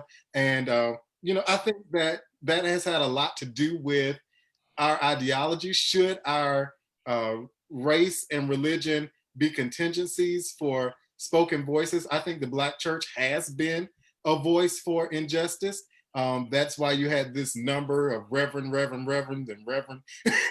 coming out as the speaker for the people, and kind of inciting this idea of, preparing to vote and preparing to elect the right individuals. So I think that has been a conversation in place. But even in the Black church, we've had our fears of what discussion should be had in our churches. And so, yeah, I think we could be closed-minded at times, but it's definitely something to think about. I have to say, before we move on, I'm sorry, I have to say, because I know, Zach, you did mention my name, and that's the only reason I feel the need to say anything right now. Well, partly. But when you said Christians are the most afraid people, that is patently absurd, because for one thing, and I can probably tell you the reason why, and I think it's because if they're afraid to open the Quran, I think they're probably afraid of, a demonic influence from their reading of the Quran. Whether that's rational or not is not really my main point. But it's patently absurd to say that Christians are the most afraid, because no Christian nation is killing other people for reading other religious books. But however, there are. They have no, not Did we start Christianity with we're war? talking about now. But Uganda will penalize LGBT people for being gay. Just saying. But that's not what I'm talking about, and that's not the context here. The context here is other religions, and it's Middle Eastern countries, it's Muslim countries that are killing people for having Bibles, and it's atheistic countries like communist China who are killing people for having Bibles. No Christian nation is doing that. No Western nation. We're just subjecting people to eternal torment and threats of hellfire and brimstone once they do die. Okay, so how is that worse? I have a comment that goes with that. I actually typed this in the comments, but I mean, like, when you look back at the history of Christianity across the world and its roots and how it came to people in other nations, indigenous peoples who had their own religion and culture prior to Christianity arriving, like, a lot of it is a colonial tool used to control the people they were over. Like, they weren't just there to save their souls, they were there to keep them from being heathens and make them more white. And I know that sounds really like cut and dried and like too black and white, but it's really how it worked. I mean, in a lot of ways you can see that reflected in the culture here. Like, you can, like, when you look at the difference between Black churches and white churches and how we worship, like, white churches constantly go like, we want to engage everybody in the community, but they won't move to an area where people can get to them, and they won't change their worship music, and they won't change their style because they want to be a certain way. And so, I mean, I think that some of those colonial echoes kind of come down through it. And I think in that way, maybe we're not killing people, but we are saying you're an outsider, you can't sit here. They're not doing it on purpose, I don't think. I think a lot of people have good intentions, but they don't want to have the bass turned up. They don't want to have drums in their church. They don't want to have people clapping or being excited. And not that every Black church worships that way, but like, if you want to engage different cultures of people, you have to like go where they are and be how they are. And a lot of people are very comfortable in what they are doing. And it still kind of echoes that same kind of colonial mindset of like, white is right. If you want to be a good Christian, let's do it this way. And I don't mean that to be insulting to Christians or churches. I'm not anti-church. Pastor's kid, have been on staff at churches, try to love Jesus, try to be like Jesus, fail miserably. But still, like, I think that you have to be either open to experiencing some different things. Like, I got in trouble with someone that I loved deeply whenever I told them that some of the charismatic tendencies that they had looked a lot like witchcraft, which they're terrified of, and they got mad at me. But I was like, well, you rock back and forth and chant things, and then you boss God around. So I'm not throwing off on that, but when you look at it in that context and that fear that's there, I mean, they used to burn people for that. So, I mean, it's just, it's something that's worth looking into in the layers that are there, more so than just like, this is a good thing, this is a bad thing. And I don't mean anything bad, because I still love the worship that I grew up with. And, But and I'm well, just- and to that point, I want to segue to this, and then we're going to move because I don't want to keep people too long. Sure. But it is my as a person who grew up in probably the most strict apostolic Pentecostal upbringing, where women couldn't wear pants and all of those type, belief systems. What I want to say to our white evangelicals, and especially the ones who want to quote unquote preach like a black man or a black woman, preach and sing, and they want the black musicians who can bring the soul to their churches. I'm definitely going to need the Paula Whites of the white evangelical community to speak out about the plight of black people. absolutely. A woman who has built her ministry on the backs of black people. And I'm not going to even talk about the church that she gave to her son. That's an entirely different conversation. But I'm going to need people like her, people, like the Jensen Franklins in Gainesville, the Kenneth Copeland, all of these people who pull on the black culture to advance their agenda, but yet when a black man or a black woman is killed, they remain solid, and it's just business as usual. And That's appropriation. I need to say something. And I have a problem with that. So you can go ahead, Pastor Larry. So, and I do, and I appreciate that. And we have to be a better voice for all people. And, I hear the culture. Rabbi Zechariah, who just passed away, had this little illustration that he used. If I go down the store, you grab my coat and go down the store and rob the store, and they think it's me, but you just put my coat on. There are a lot of people who put the Christian coat on, but they're not Christian. And that makes a blight on everyone that is a Christian. And when we look at church history, a lot of people did the things in the name of Christianity, but they just had the coat on. When you look at the history of Christianity and the influence they had in society, it's amazing. William Wilberforce, for one example, and you could go on and on about the power of the church throughout history. And the same is true with here. And I'm gonna say something. I'm gonna get in trouble right here, but I need to say it. Zach, you want the white guy to talk about a black person getting upset. The white race wants the black person to get mad at black people killing black people. I'm so happy you brought And that up. I need you to say that too. Okay. And that's a conversation that we're going to have with black people. Yeah. And also to address your point, the black on black crime is different than a white police officer killing a black man unarmed. And the reason why I don't see it that way. I see it as someone killing someone. I understand that you don't see it And that way. that's probably my privilege. Yeah, it is. Power dynamic. Yeah, it is. One has power, one doesn't have power. And even if that's So wait just a minute. Yeah. That black person that has the gun has the power over the other black person that he just killed. Pastor Larry, and Joe, I hear you in the background. First of all, that is a conversation that the black community have all the time. Unfortunately, it's reserved for black people. We have that conversation all the time. I was just in a meeting yesterday talking about black on black crime. However, when a white man decides to, and as a matter of fact, let's go ahead and segue to justice system inequality. Yeah. Because when two white men think that they have the authority to gun down a black young man who's jogging in the neighborhood, that's a problem that we need to address with white people. Now, if it was a black man who gunned down another black man, that's a problem we would address with black people. So I think it is, for the lack of a better word, I think that it is out of pocket to even bring that subject up as a white person, because here's what I need to hear from you. I need to hear you being mad at that. Okay, but sir, you will hear me being mad at that if you come to some of the black on black activism and activities that we do. And I think- Unfortunately, it is black on black crime. So I think the therefore, white community needs to hear you upset about that. I don't understand why. Yeah, me either.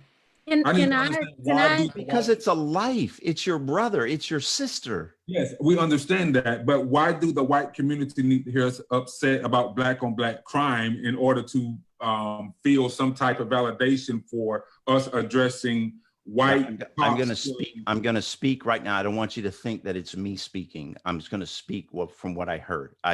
Okay. And that is this: the black community only gets excited when a white guy or a white policeman kills a black guy. They don't ever get excited about Well, it. I think that is with all due respect, Pastor Perry, I think that is one of the most ignorant statements that I've heard tonight. We get upset very often about black on black crime. In the Okay. city that I live in, we've had 25 homicides, and we have people, and I can name countless pastors in this city who's addressing the black on black crime issue. Just because you all don't see it, just because you all don't see us protesting about black on black crime, don't mean that we're not having in-house conversations about it. So I don't see where the rationale is where you want us to address publicly black on black crime in order for us to address the white police officers killing black people. I'm not trying to justify any of it. Please. Well, hear I don't see the Pastor- correlation. Pastor Larry, I want to address something here, and I'm sorry to interrupt you, Zach. And I think that I definitely want to give Black voices their space to speak on black violence. What I want to do right now, though, is for Pastor Larry, that feeling that we've had the last couple of days, where you've had to carry around this weight like it's crushing you. And it's this empathy and this sadness. And I know you feel it because you're a man of God, and I can see that you have a good heart, and I appreciate your heart. I had this conversation with somebody today. I almost backed out of this tonight because I'm so exhausted. But a lot of people that I love very much are Black. And I don't just mean like, oh, I have Black friends. I mean like people that I have known my whole life and love to pieces and care deeply about, like some of my former students, like my own children, especially, who are Black men, and I worry about them. But what I say when I say this is specifically to speak to the white perspective on this. That exhaustion that we have been feeling, that's made it where we almost don't want to talk right now because we're just tired, and it's fatiguing us just to be so tired and sad. If you take that and experience every day of your life that way because you see it in the world, that is what I have been told is how it feels to be Black in America. So we're getting a glimpse of it, but we don't ever really get it. And when you come at it at the point of empathy, it's not so much that, when we demand that we hear certain things from the Black community, what that says is, here's some more pressure to add to this thing you're already feeling. And that's not really fair. What we need to do, because I agree that type of violence is a problem, but I also agree that listening to people of color talk about it, and not just the Black community, but Latino community, especially where I live, to have that empathy and to hear what they're saying, to be on the ground with people that you are engaged with, brings a type of empathy that lets you know why that bothers people so much, because they're all that way, all the time tired that way, and they get exhausted trying to explain it to white people. So that's part of why white people need to speak up, because if we kind of get it, we can talk to our own people that way to prevent them from having to carry that burden, if that makes sense. And Jennifer, I want to add to what you said. I heard you describing the weight, that Pastor Larry and maybe other white pastors are carrying. What I need them to do, I need them to take that weight, multiply it by about 75, and then come back and talk to us about how they really feel. Because although they're feeling empathy, we are feeling fear. We are feeling, as Eric Garner and George Floyd said before he was murdered, we can't breathe because we have, and no disrespect to Pastor Perry, I believe that he has good intentions, but he's just very off on his perspective, in my opinion, about this matter. So we can't breathe because whenever we want to address a Black person getting killed by a authority figure, be it two white former cops and his son, or a police officer in full uniform with 3 other people standing around allowing him to be killed. And when we say something about it, we have a white person want to tell us, well, and this is what we heard, Pastor Larry. I'm not saying that you said this, but this is what resonated with us when we heard the statement.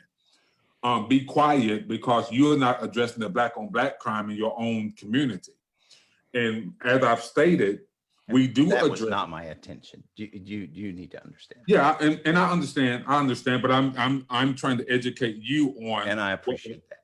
Yes, what the Black mind heard, because if you're telling us, you know, that we can't address one of our brothers and sisters getting killed by a white police officer, then everybody on this picture, from Ahmaud Arbery all the way down to Miss Breonna Taylor, has died, and pretty much we are to remain silent because we still have Black people killing Black people.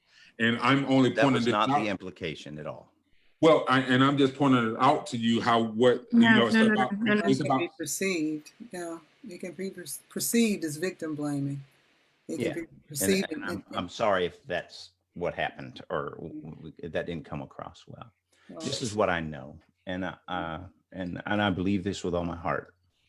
A few years ago, I had a Black guy on my board, a Black man. He's unbelievable Christian, loved the Lord, and we had a great time. And I brought him up on stage and I washed his feet in front of everybody. And it was an amazing service. And God came down and did some neat things in people's hearts that needed to have happen. And somewhere along the line, we got to start washing one another's feet, the Black and white community. I would love to see a Black leader stand up and say, "We forgive you." Walter Williams did. I would love for someone to lead in forgiveness. Well, I would love to see a white leader stand up and say, "We apologize for not addressing these issues," and then maybe we will have a leader stand up and say, "We forgive you." But until there is repentance, until there is a turning away from what the oppression and ignoring the blatant racism within the white evangelical church, I don't think you can expect that apology from a Black leader anytime soon. And I think it's got to start somewhere. Well, I think it starts with a white leader standing up saying, "We apologize to you, Black community, for not addressing this issue. We apologize to you for having, you know, the Black organists come in and making us shout on the downbeat. But, you know, we are not addressing when their brother and sister is killed by someone who looks like us." I think that's the starting point, not us apologizing for something that I'm not asking for an apology. Well, not asking for forgiveness for something that we are still dealing with to this, as of this week. 2 Black people have been killed by, by police officers. And they're going to get their justice. And maybe, probably not. I believe they will. Who we receive I those don't. credits from. And I want to be clear, because especially if you're not in Black community, you may not know how we feel about some voices that tend to be louder than others. So if you hear that acceptance from someone like Al Sharpton, all of us don't consider him to be one of our leaders. Definitely not. Voice, right? No. And just as Omarosa was not our voice, and Ben Carson is definitely not our voice. So you might not hear the conversations, but they occur. And even in the Black church, where there were no white people around, I have heard pastors say to Black congregations, at the end of the day, monitor your heart. Make sure your intentions are right, because at the gate, you're going to be held accountable. Amen. You do. And so you may not hear those conversations out loud because they happen in community. And last week, remember I said that community carries a different definition for Black folks. See, in community, to some folks, you're talking about where people live. For community to us, it is the place and where we find our commonalities, where we find the people that we share traits with and interests. And so within community, those conversations occur. And we get onto each other all the time. I mean, down to, I want to address one of the things you said. even down to where I was working in a K-8 school, kindergarten through 8 school. And I took a kindergartner who hit someone because they took his pencil and said, no, no, no. I want to teach you how to communicate. I want you to learn how to ask for what you need. And if they don't give it to you, I need you to learn how to receive that. We have those conversations to stop the violence later on in the future, because I want my voice to be in his ear. I want that to be an influence for his future. But again, those conversations happen in-house. Mm-hmm. And I just want to add one quick thing about church too. Like, part of the reason I don't go to church right now, and I'm about to just bear some truth here about an experience that I had, but a big part of why I won't step foot in a church without huge reservations is that even I don't feel safe there. And it's largely to do with my allying with people of color and Black people specifically, because when you're talking about Black on Black violence, all I'm thinking about is how white people ran me out of a mostly white church because I stood up about Charlottesville and said, Heather Heyer mattered. We need to address this. And was told by the deacons and elders and people who paid more in tithes than everybody else that I was a child, I'm 40, that I needed to sit down, and because I didn't live through the civil rights, I couldn't have possibly understood it. And all I said was, we should just address it and say, this is a horrible loss. Let's stand up so that we can make people feel safe with us, because we love them and we don't want to be associated with these Nazis essentially. And I got told to sit down. And that was white people attacking me. So if I don't feel safe around white people, I imagine that people of color don't either. I mean, and that's just my own experience. So, Yeah, and I'm sure there's more than one church like that, but not Oh, a all lot. churches are like that. Of course not. Okay. So I want to shift to another question, and I have about 3 more questions, and we're going to be done in the next few moments. And this is the cut and dry question, and everyone can respond yes or no, and we can move on.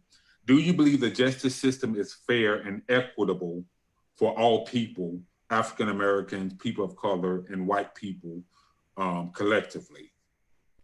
No. No. No. Okay. Do you believe George Zimmerman was justified in the killing of Trayvon Martin? Yes. No. No. Okay, Joe, you said yes? Yeah. Okay, you want to take a moment to explain your perspective on that? I wish, and this is one of the things that I wanted to go back and refamiliarize myself with it on the case. I heard this really great interview about somebody who wrote he wrote an expose about how part of that went down, and about how his girlfriend and the girl on the stand was actually not, she was actually a fake and perjured herself. That was not the girlfriend that he there were 2 different girls.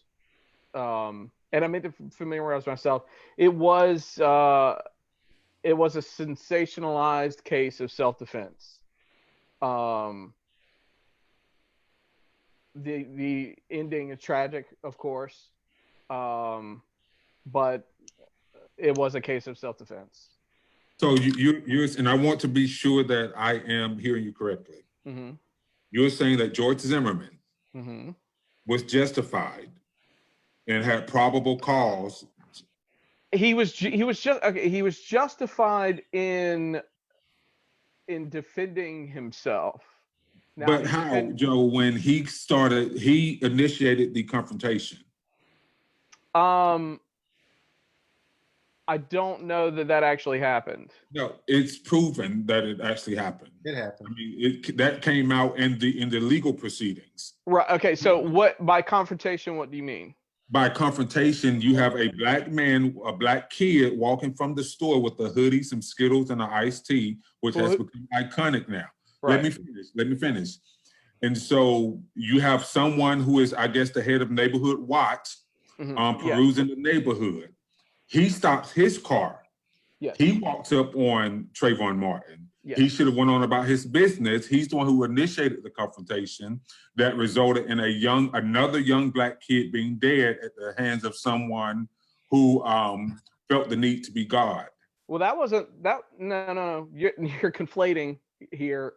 Him confronting him wasn't what led to him shooting Trayvon Martin. What led to Trayvon Martin getting shot was Trayvon Martin beating that guy to a pulp until the guy. Okay, he shouldn't have ran up. And this is something you all have to come to one of the Black community meetings to learn. You don't run up on a Black person as a stranger. And he was, I would argue to say that Trayvon was defending himself from someone who was. George Zimmerman never touched Don't him. bring no fight, won't be no fight. Right. George Zimmerman never walk up, you catch these hands. He That never. I will defend myself about you anything. don't catch these hands, you walk up. That's fine. But I'm not going to chase somebody down. I'm going to let them go and I'm going to call the cops if I have to. But I'm not going out there and chasing somebody because then it's on me. Right. Well, no, it's not on you because if Trayvon Martin threw the first punch, No. After he was continued followed. No. You cannot do that. You cannot. What you cannot do is walk up on a person because you feel threatened by them having on a hoodie, walking in a neighborhood. That's what you can't do. Okay, so how did he get off if he can't do that? Again, because legally Then it looks speaking, then it looks a lot like Ahmaud Arbery, though. I understand. Well, I understand that, but again, that's not how the law works. And I think Dr. Chris has probably studied this in all of his studies. That's not how the law works. If I walk up to somebody and just start arguing with them, that's not cool. That's, but if I'm not saying, let's say I'm not using fighting words, and they just start punching me, they're the one who's going to get the charge. So if George Zimmerman never shot Trayvon Martin and he called the cops on him, Trayvon Martin would be the one in jail, not George Zimmerman. George Zimmerman had just gone back inside without a gun, nobody'd be dead either. Would have minded his damn business and went about his daily routine. Listen, the situation. I understand that, but him confronting him does not justify Trayvon Martin punching him. Don't you understand? Like, I mean, everybody likes to shout that your rights. So you're saying, do any of us know the conversation that transpired between the two of them? Do we know exactly what that conversation was? No, and it would be speculation to say that it was justified for him to punch him. Well, but the other piece is when we think about because we're talking about the justice system, equality, and how things happen and how African Americans feel in this country. So if I am a young African American male in this country and I'm confronted by a white man who's challenging my being where I am, asking me questions that he shouldn't be asking me, first thing that's going to happen, and we probably aren't supposed to talk about this today, but I want to think about the issue of trauma and then generational trauma and then how the brain and the body responds to trauma. So if you are a Black person raised in this country, then you have layer upon layer upon layer of traumatic experiences that you have to live with all the time. Your brain, and we have research that tells us that trauma impacts your DNA. So your brain is programmed so that it identifies a threat, and almost everything that you encounter that is odd or strange or white represents a threat. Well, he wasn't white. What are you gonna do? Well, except respond. You bring up a good point, Miss Gloria. He actually did recently. He had recently lost his uncle, who he was really close to. So this, like you mentioned trauma, you mentioned generational trauma. That's not what happened. But what did happen is he did have an immediate sort of emotion. He wasn't in a not a good emotional place at the time. Now, again, and that sucks. So he was in a mindset. So he was in an angry mindset, and understandably so. But he did throw the first punch, and he did continue to punch him. The first punch? If George Zimmerman had not been in his space, that's not how it works. Well, that's not how because that's the principle of self-defense. Isn't, oh, did you start talking? Did you start confronting him or arguing with him? that, I mean, because let's say we were like this was like in person right now, and like it got heated, and you threw the first punch, and you kept punching me and punching me and punching me, and I shot you. So what I hear Well, is you're talking legality and we're talking we're- justice, and they're not the same thing. You're not. Well, it absolutely is the same thing, because But it's not really for Well, everybody. self-defense is justice. Not for the dead person when he didn't do anything. Are you kidding me? What do you mean he didn't do anything? He was punching him in the face repeatedly, and he got Because shot. he was That in is his no. face. You cannot have you cannot. There is no foundational thought that justifies him punching him. If they Or were following him. He was threatened. And that's the legal was versus the threatened. justice. It's How is- different. how Legally, is- he might have been allowed to follow him, but justice-wise, he had it coming.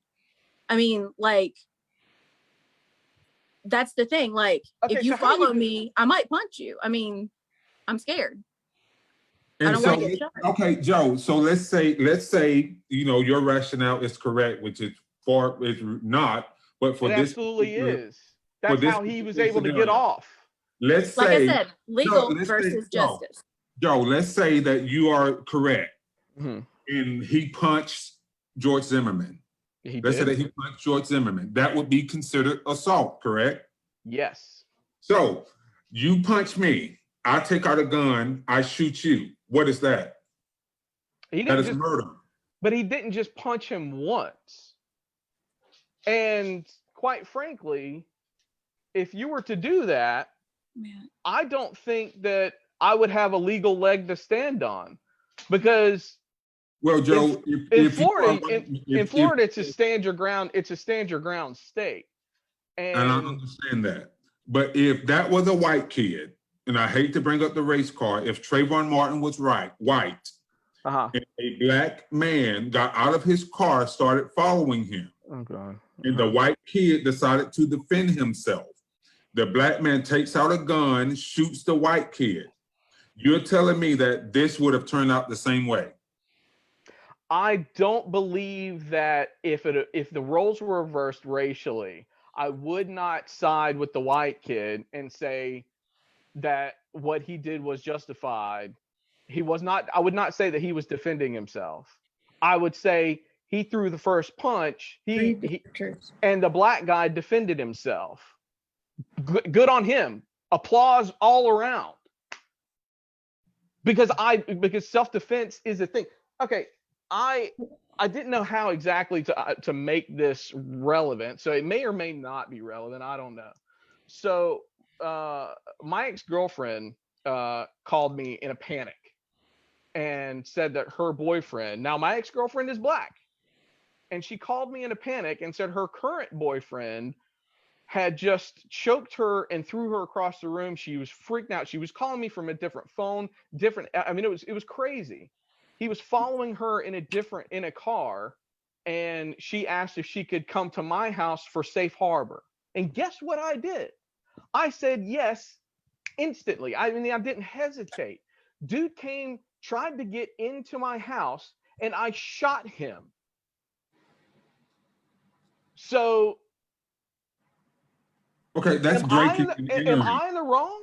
That's breaking and entering. No, it's not. He never entered my house. Well, he was attempting to.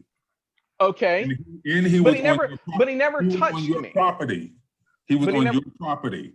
But he never touched. What I'm saying is it's a clear case of, it's a stand your ground case. It's a self-defense case. It is a trespassing case. Legal versus justice. It's a big difference. Yeah, That's the thing. There is no self-defense is a very important law, because quite frankly, stand your ground cases have favored African Americans who have had the opportunity, for lack of a better word, it has defended them, these stand your ground, more so than white people. So it's important to be able to defend yourself. Now, did George Zimmerman George Zimmerman, yes, he absolutely should have been like, it should have just kept walking or Right. kept driving, But whatever. He should have moved on. isn't it a part of American history to go sword for sword and musket for musket to have a duo? When did we get to a point where, oh, you punched me, now I need to shoot you? I mean, honestly, if you were scared, No. call the police. If you weren't scared, don't pull out a gun, put your hands up. I mean, I don't understand how this isn't. I don't understand how this isn't clear. He was being pummeled. It wasn't just one punch and George Zimmerman pulled out a gun and it's like, I'm going to have a D measure on that. So that's what happens when you walk up on somebody and you underestimate their power. You might Yep. get your ass whooped. Absolutely. Okay, but again, if he hadn't shot him, Trayvon would have gotten the charge. And that's maybe what he should have let happen if he wanted it to be that way. But no. You can't do that. You can't move the goalpost like that because you can't say, oh, well, it's okay if he got the charge because just because he didn't get shot, it's now okay for him to get a charge. Okay, Miss Gloria, what were you about to say? No, I think I was being a little bit of, I was stirring the pot just a little Trolling? bit. No, I want to hear it. No, I like it. Because Joe loves trolling. You know, him getting a charge would be better than him being dead. And if we're talking about an issue of equality, so we've gone from, and we haven't left that whole notion of white privilege, because but we're trying to fuse it with equality. We're trying to talk about how can we have justice and equality for African Americans in this country. I believe him getting a charge, Trayvon getting a charge, beats the crap out of him being dead. I also believe that George Zimmerman, there's time that transpired. This story could have been, he could have fabricated any kind of story. I see the justice system. I see people getting off a lot who committed really bad crimes, and I see people not going to jail for things that they did. It happens all the time. If we read the newspaper, if we look at anything, we know it happens. So for you to keep saying he got off, and so he must have been right, I say that in shorthand. Is a whole nother conversation about privilege, because it has nothing to do with whether he was actually 100% right or not. Oh, I'm not necessarily saying that he was 100% right. No. I'm saying when the line crossed, which is the line that George Zimmerman drew and stepped over. That's right. No, I'm talking about the line crossed between him getting punched in the face and him choosing. That's the line that he drew and walked across it. Okay. It was kind of being drawn for him, but okay. No, it was drawn by when he got out of his car to walk up on a black kid walking from the store. He drew the line in the sand and walked across it. That's right. And he just couldn't handle those hands, and took the coward way out. Moving on. That's a fair enough point. That's a fair enough point that he couldn't handle the hands. But at the same time, in a court of law, there was, and this isn't. How do we define? Please define justice for me, because please, I would love to know how self-defense isn't justice. But what is our definition of justice, Dr. Chris? You can take this. No. Justice is, and I'm going to give me a real definition. I'm going to give it in context of. No, give me a real, actual definition of what justice is. Not just an anecdotal one. Contextualized definition. I'll let one of the other smart people give their definition. Justice is being able to walk down the street to your house with Skittles and an iced tea in your hand and not be harassed by someone who gets out of their car and starts following you because they don't think that you should be in the neighborhood that you're in. Shay Lightfoot does a good job of defining it in the comments and saying justice is a moral ideal that applies to all humans and is unchanging. Law is created by man, customizable, and can be manipulated for advantage by variables like geographic location, jury pool makeup, race, and etc. Good job, Shay. Interesting. Interesting. So, we're going to take a pause on that one. My next question along the same lines, Ahmaud Arbery. Awful. Do y'all believe that his killing was justified? I don't know No. enough about it, but I'll say no. No. And I don't think if I knew more about it that I would say yes. I think it's pretty much a done deal that was not justified. I know, and the reason I wanted to jump in so quick was after all that that it kind of makes me look kind of bad, even though that's not my intention. My intention is just defend people defending themselves. But no, yes, in short, no. Yeah. And my last question, Tamir Rice, Walter Scott, Eric Garner, Sandra Bland, George Floyd, and others. Data show, Washington Post did a study that Black people are twice as likely to be killed by police for minor infractions.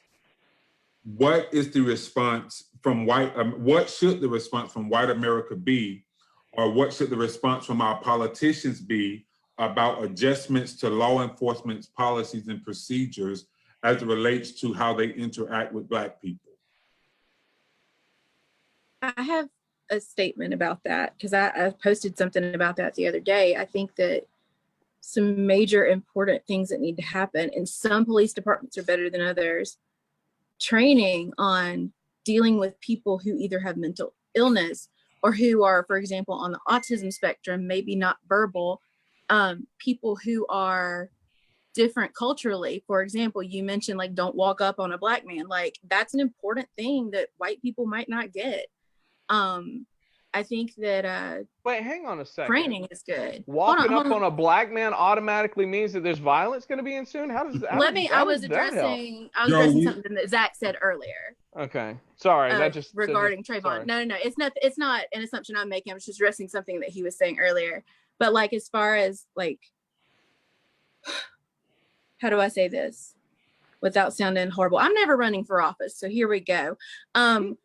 And this is where I think there's a great opportunity for some crossover. There's a lot of white libertarians who hate fascism. They hate overpowered police. They don't like cops at all. Joe's one of them. I give him props for that.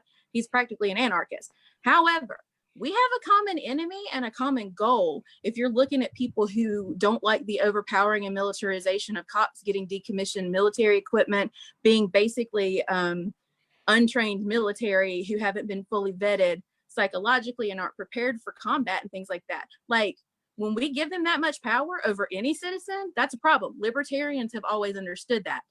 Black Americans have always understood that. If we were to join forces, do you know how powerful we would be right now? But we're not. We're talking past each other as a country when we really could get on the same page, because that's a similar belief. You're coming at it from a different point. Like a lot of libertarians don't like identity politics. And for Black Americans, it's not identity politics. It's literally their identity. So it's a different conversation. But at the same time, like if you guys join forces, you have a common enemy. Like that's a huge deal and a huge opportunity for white people to stand up and like embrace this movement and go with it and make it better in a real, tangible way. Here. Sorry, I got preachy again. I think one of the things that could be instituted that could help the policemen. I've had some friends that were policemen, and they're in the trenches. And if you're not careful as a policeman, because everybody you stop, you suspect you have to be on guard in relationship to your own well-being and the well-being of others around. And you get into that trench and you think everybody's a criminal, everybody's a crook, everybody, because that's the spectrum of which you're living every day. And if you don't have the ability to pull back from that and you're immersed in that, your heart's going to get hard to the humanity.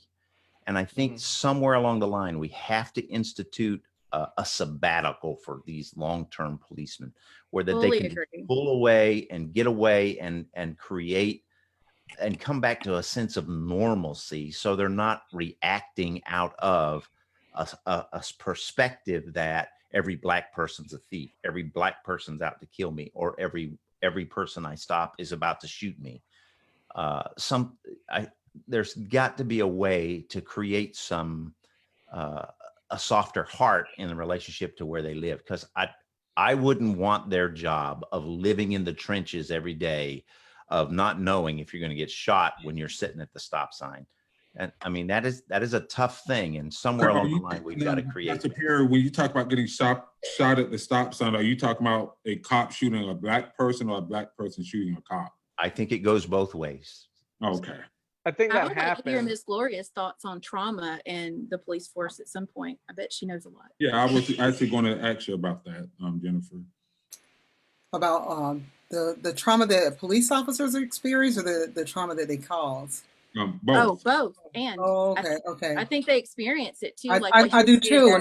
And as I was listening, I was thinking, you know, I know that sometimes police officers or police departments have EAPs, or they have opportunities for those folks on the departments who are officers to go to therapy. But because of the stigma that's associated with therapy, a lot of times they don't take advantage of it. But I think it needs to go a little bit further. There needs to be conversation, common conversation, easy conversation on around the fact that it's okay to be exposed to this kind of stuff every day, and then need to talk to somebody. So if it's just everyday thing, you know, you talk to somebody about all the stuff that you saw, some, you know, body parts all over the place, or somebody's brains getting blown out, or having to respond to a kid that's been sexually assaulted, you have somebody to kind of dump with, then you feel safer, you feel better, you can do the job better. But also, I think that it's important for police officers to understand how they are really perceived by people in the community, and how much fear, especially in the African American community, how much fear they evoke in people. So it has to, I don't know how we can make it happen, but it needs to happen. We need to have conversations about the trauma, you know, that we cause, and then the trauma that we experience. And even further, Mrs. Gloria, that the trainings and the conversations be more than a follow-up. Like, we don't need to use therapists to just give us witness in testimony for court purposes. That's right. Or use the psychologist just for assessment purposes after a behavior. That's but to actually use their fields for the productive work that they can do in the front line, so that we don't have to have these conversations moving forward. I definitely believe that. That's prevention. I like prevention. I would be remiss if I didn't mention Shay Lightfoot again. He made a post that he was law enforcement. He was a cop and a parole officer, and I asked him. I said, because this is how I view modern policing. Is that they, and it feels like they're being trained, but I don't know, you know, from Shay's comment, I don't know, but this is what it feels like. And it's hard to shake this notion that it feels like, and I'm getting confronted by it all the time. I give cops so much crap when they pull me over for not wearing a seatbelt. But it feels like they're being trained to view us all, not just black folks, to view us all as enemies on a battlefield rather than fellow citizens to be for our rights to be protected. And Shay brought up, and I asked him if that's kind of what if that's what he got from his training. And he said no. He said the training that they get de-escalation training, they get all this other training to not let stuff like this happen.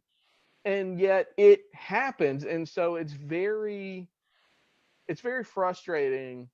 You make an excellent point, Joe, too. I think someone in the comments just gave us the answer to that. Miss Barr, I'm sorry, I can't pronounce your first name. She says there is interpersonal social emotional work to be done, And for those ideals and attitudes that we cannot change, there needs to be policy in place for accountability. Oh, absolutely. These Yeah. guys should be put under the jail. These guys should be. I can't agree with Pastor Larry, and say that they need sabbaticals, because quite frankly, I don't like that our taxes are going to pay for cops anyway. And I definitely don't want my tax money to be given to them just so they can sit around their butts and and just watch Hulu all day. So just because they are on edge in the job, like, I'm sorry, I can't go that far.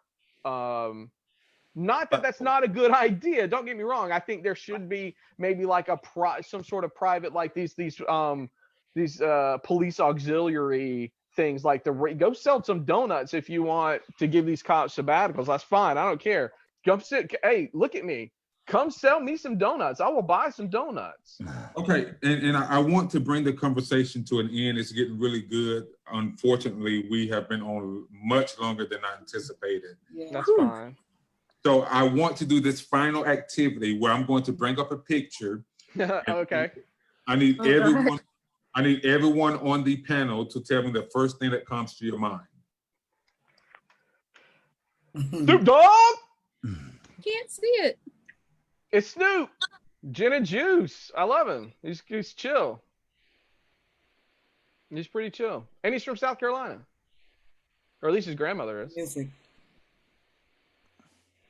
Can y'all see it? Yeah. Anybody else? I He's think an about. influencer. Oh, sorry. Go ahead. He's an influencer. Mhm.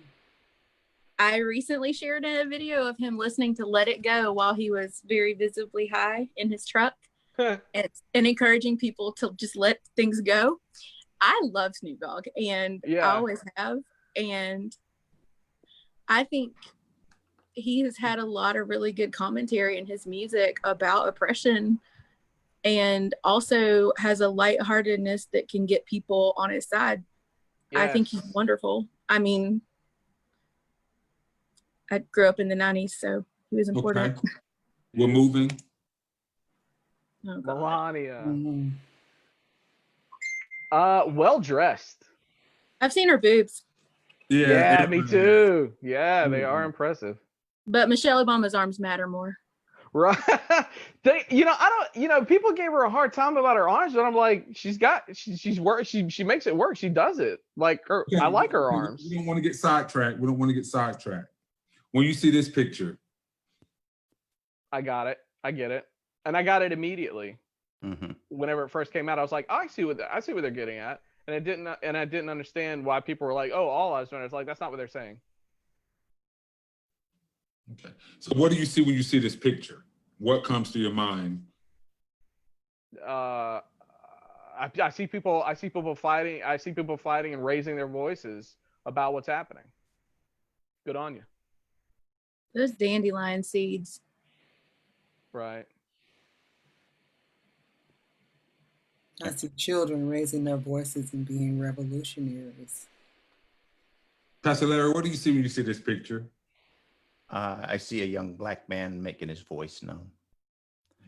The curiosity that I have, because I don't know, is why the dandelion? Why is that the flower that he has in his hand? Because it's the seed. They're the seeds that's gonna blow across the land and germinate, and the message is gonna spread.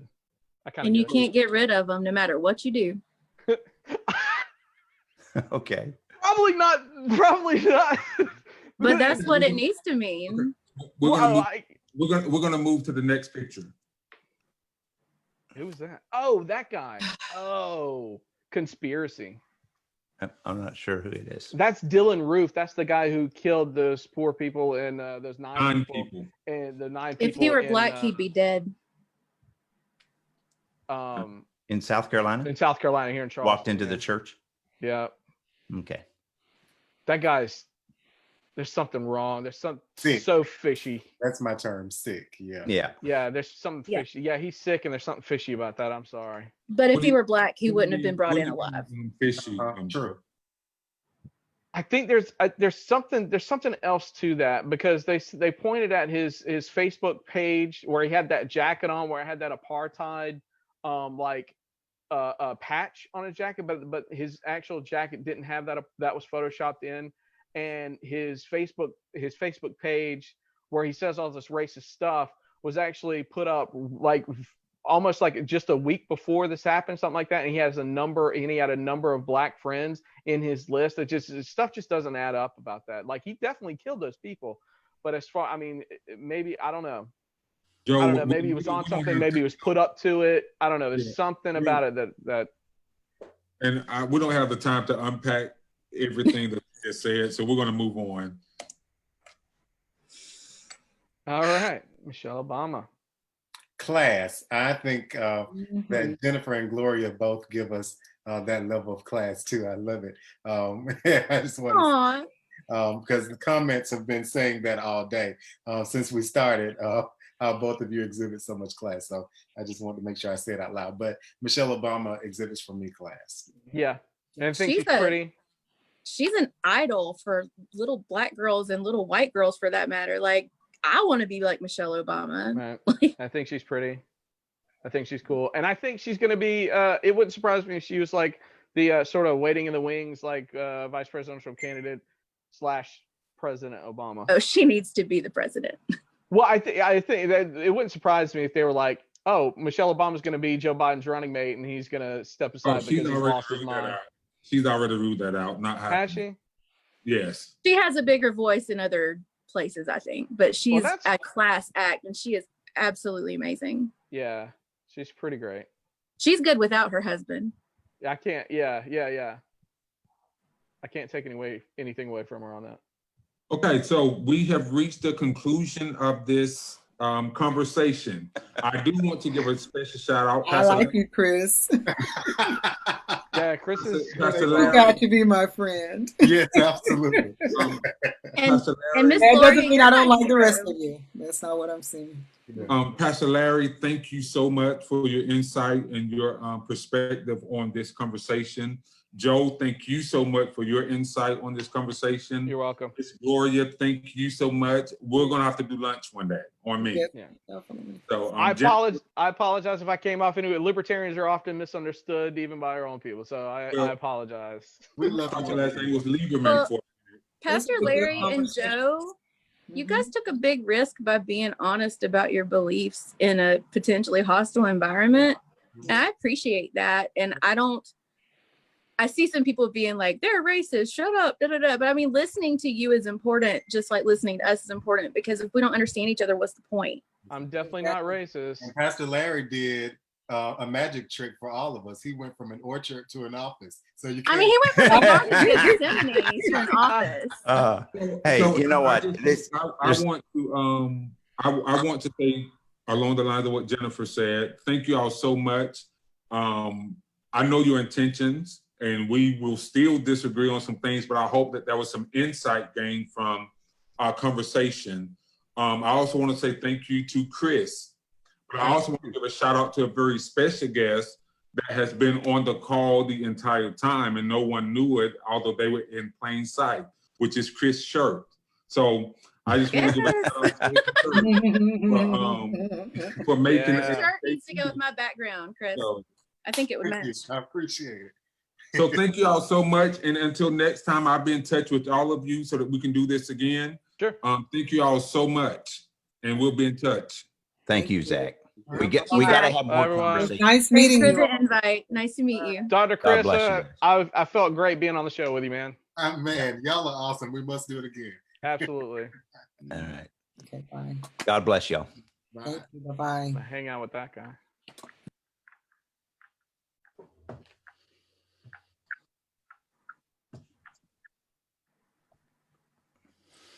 Is the live feed over? Are we done? Yeah, is it over? I don't know. It looks like it's still going on Facebook. It looks like it says live. All Yeah. right. Well, I don't want It to be still that says guy. live. I don't want to be that guy. Peace. Peace. Hey, Zach, are you there? He's gone.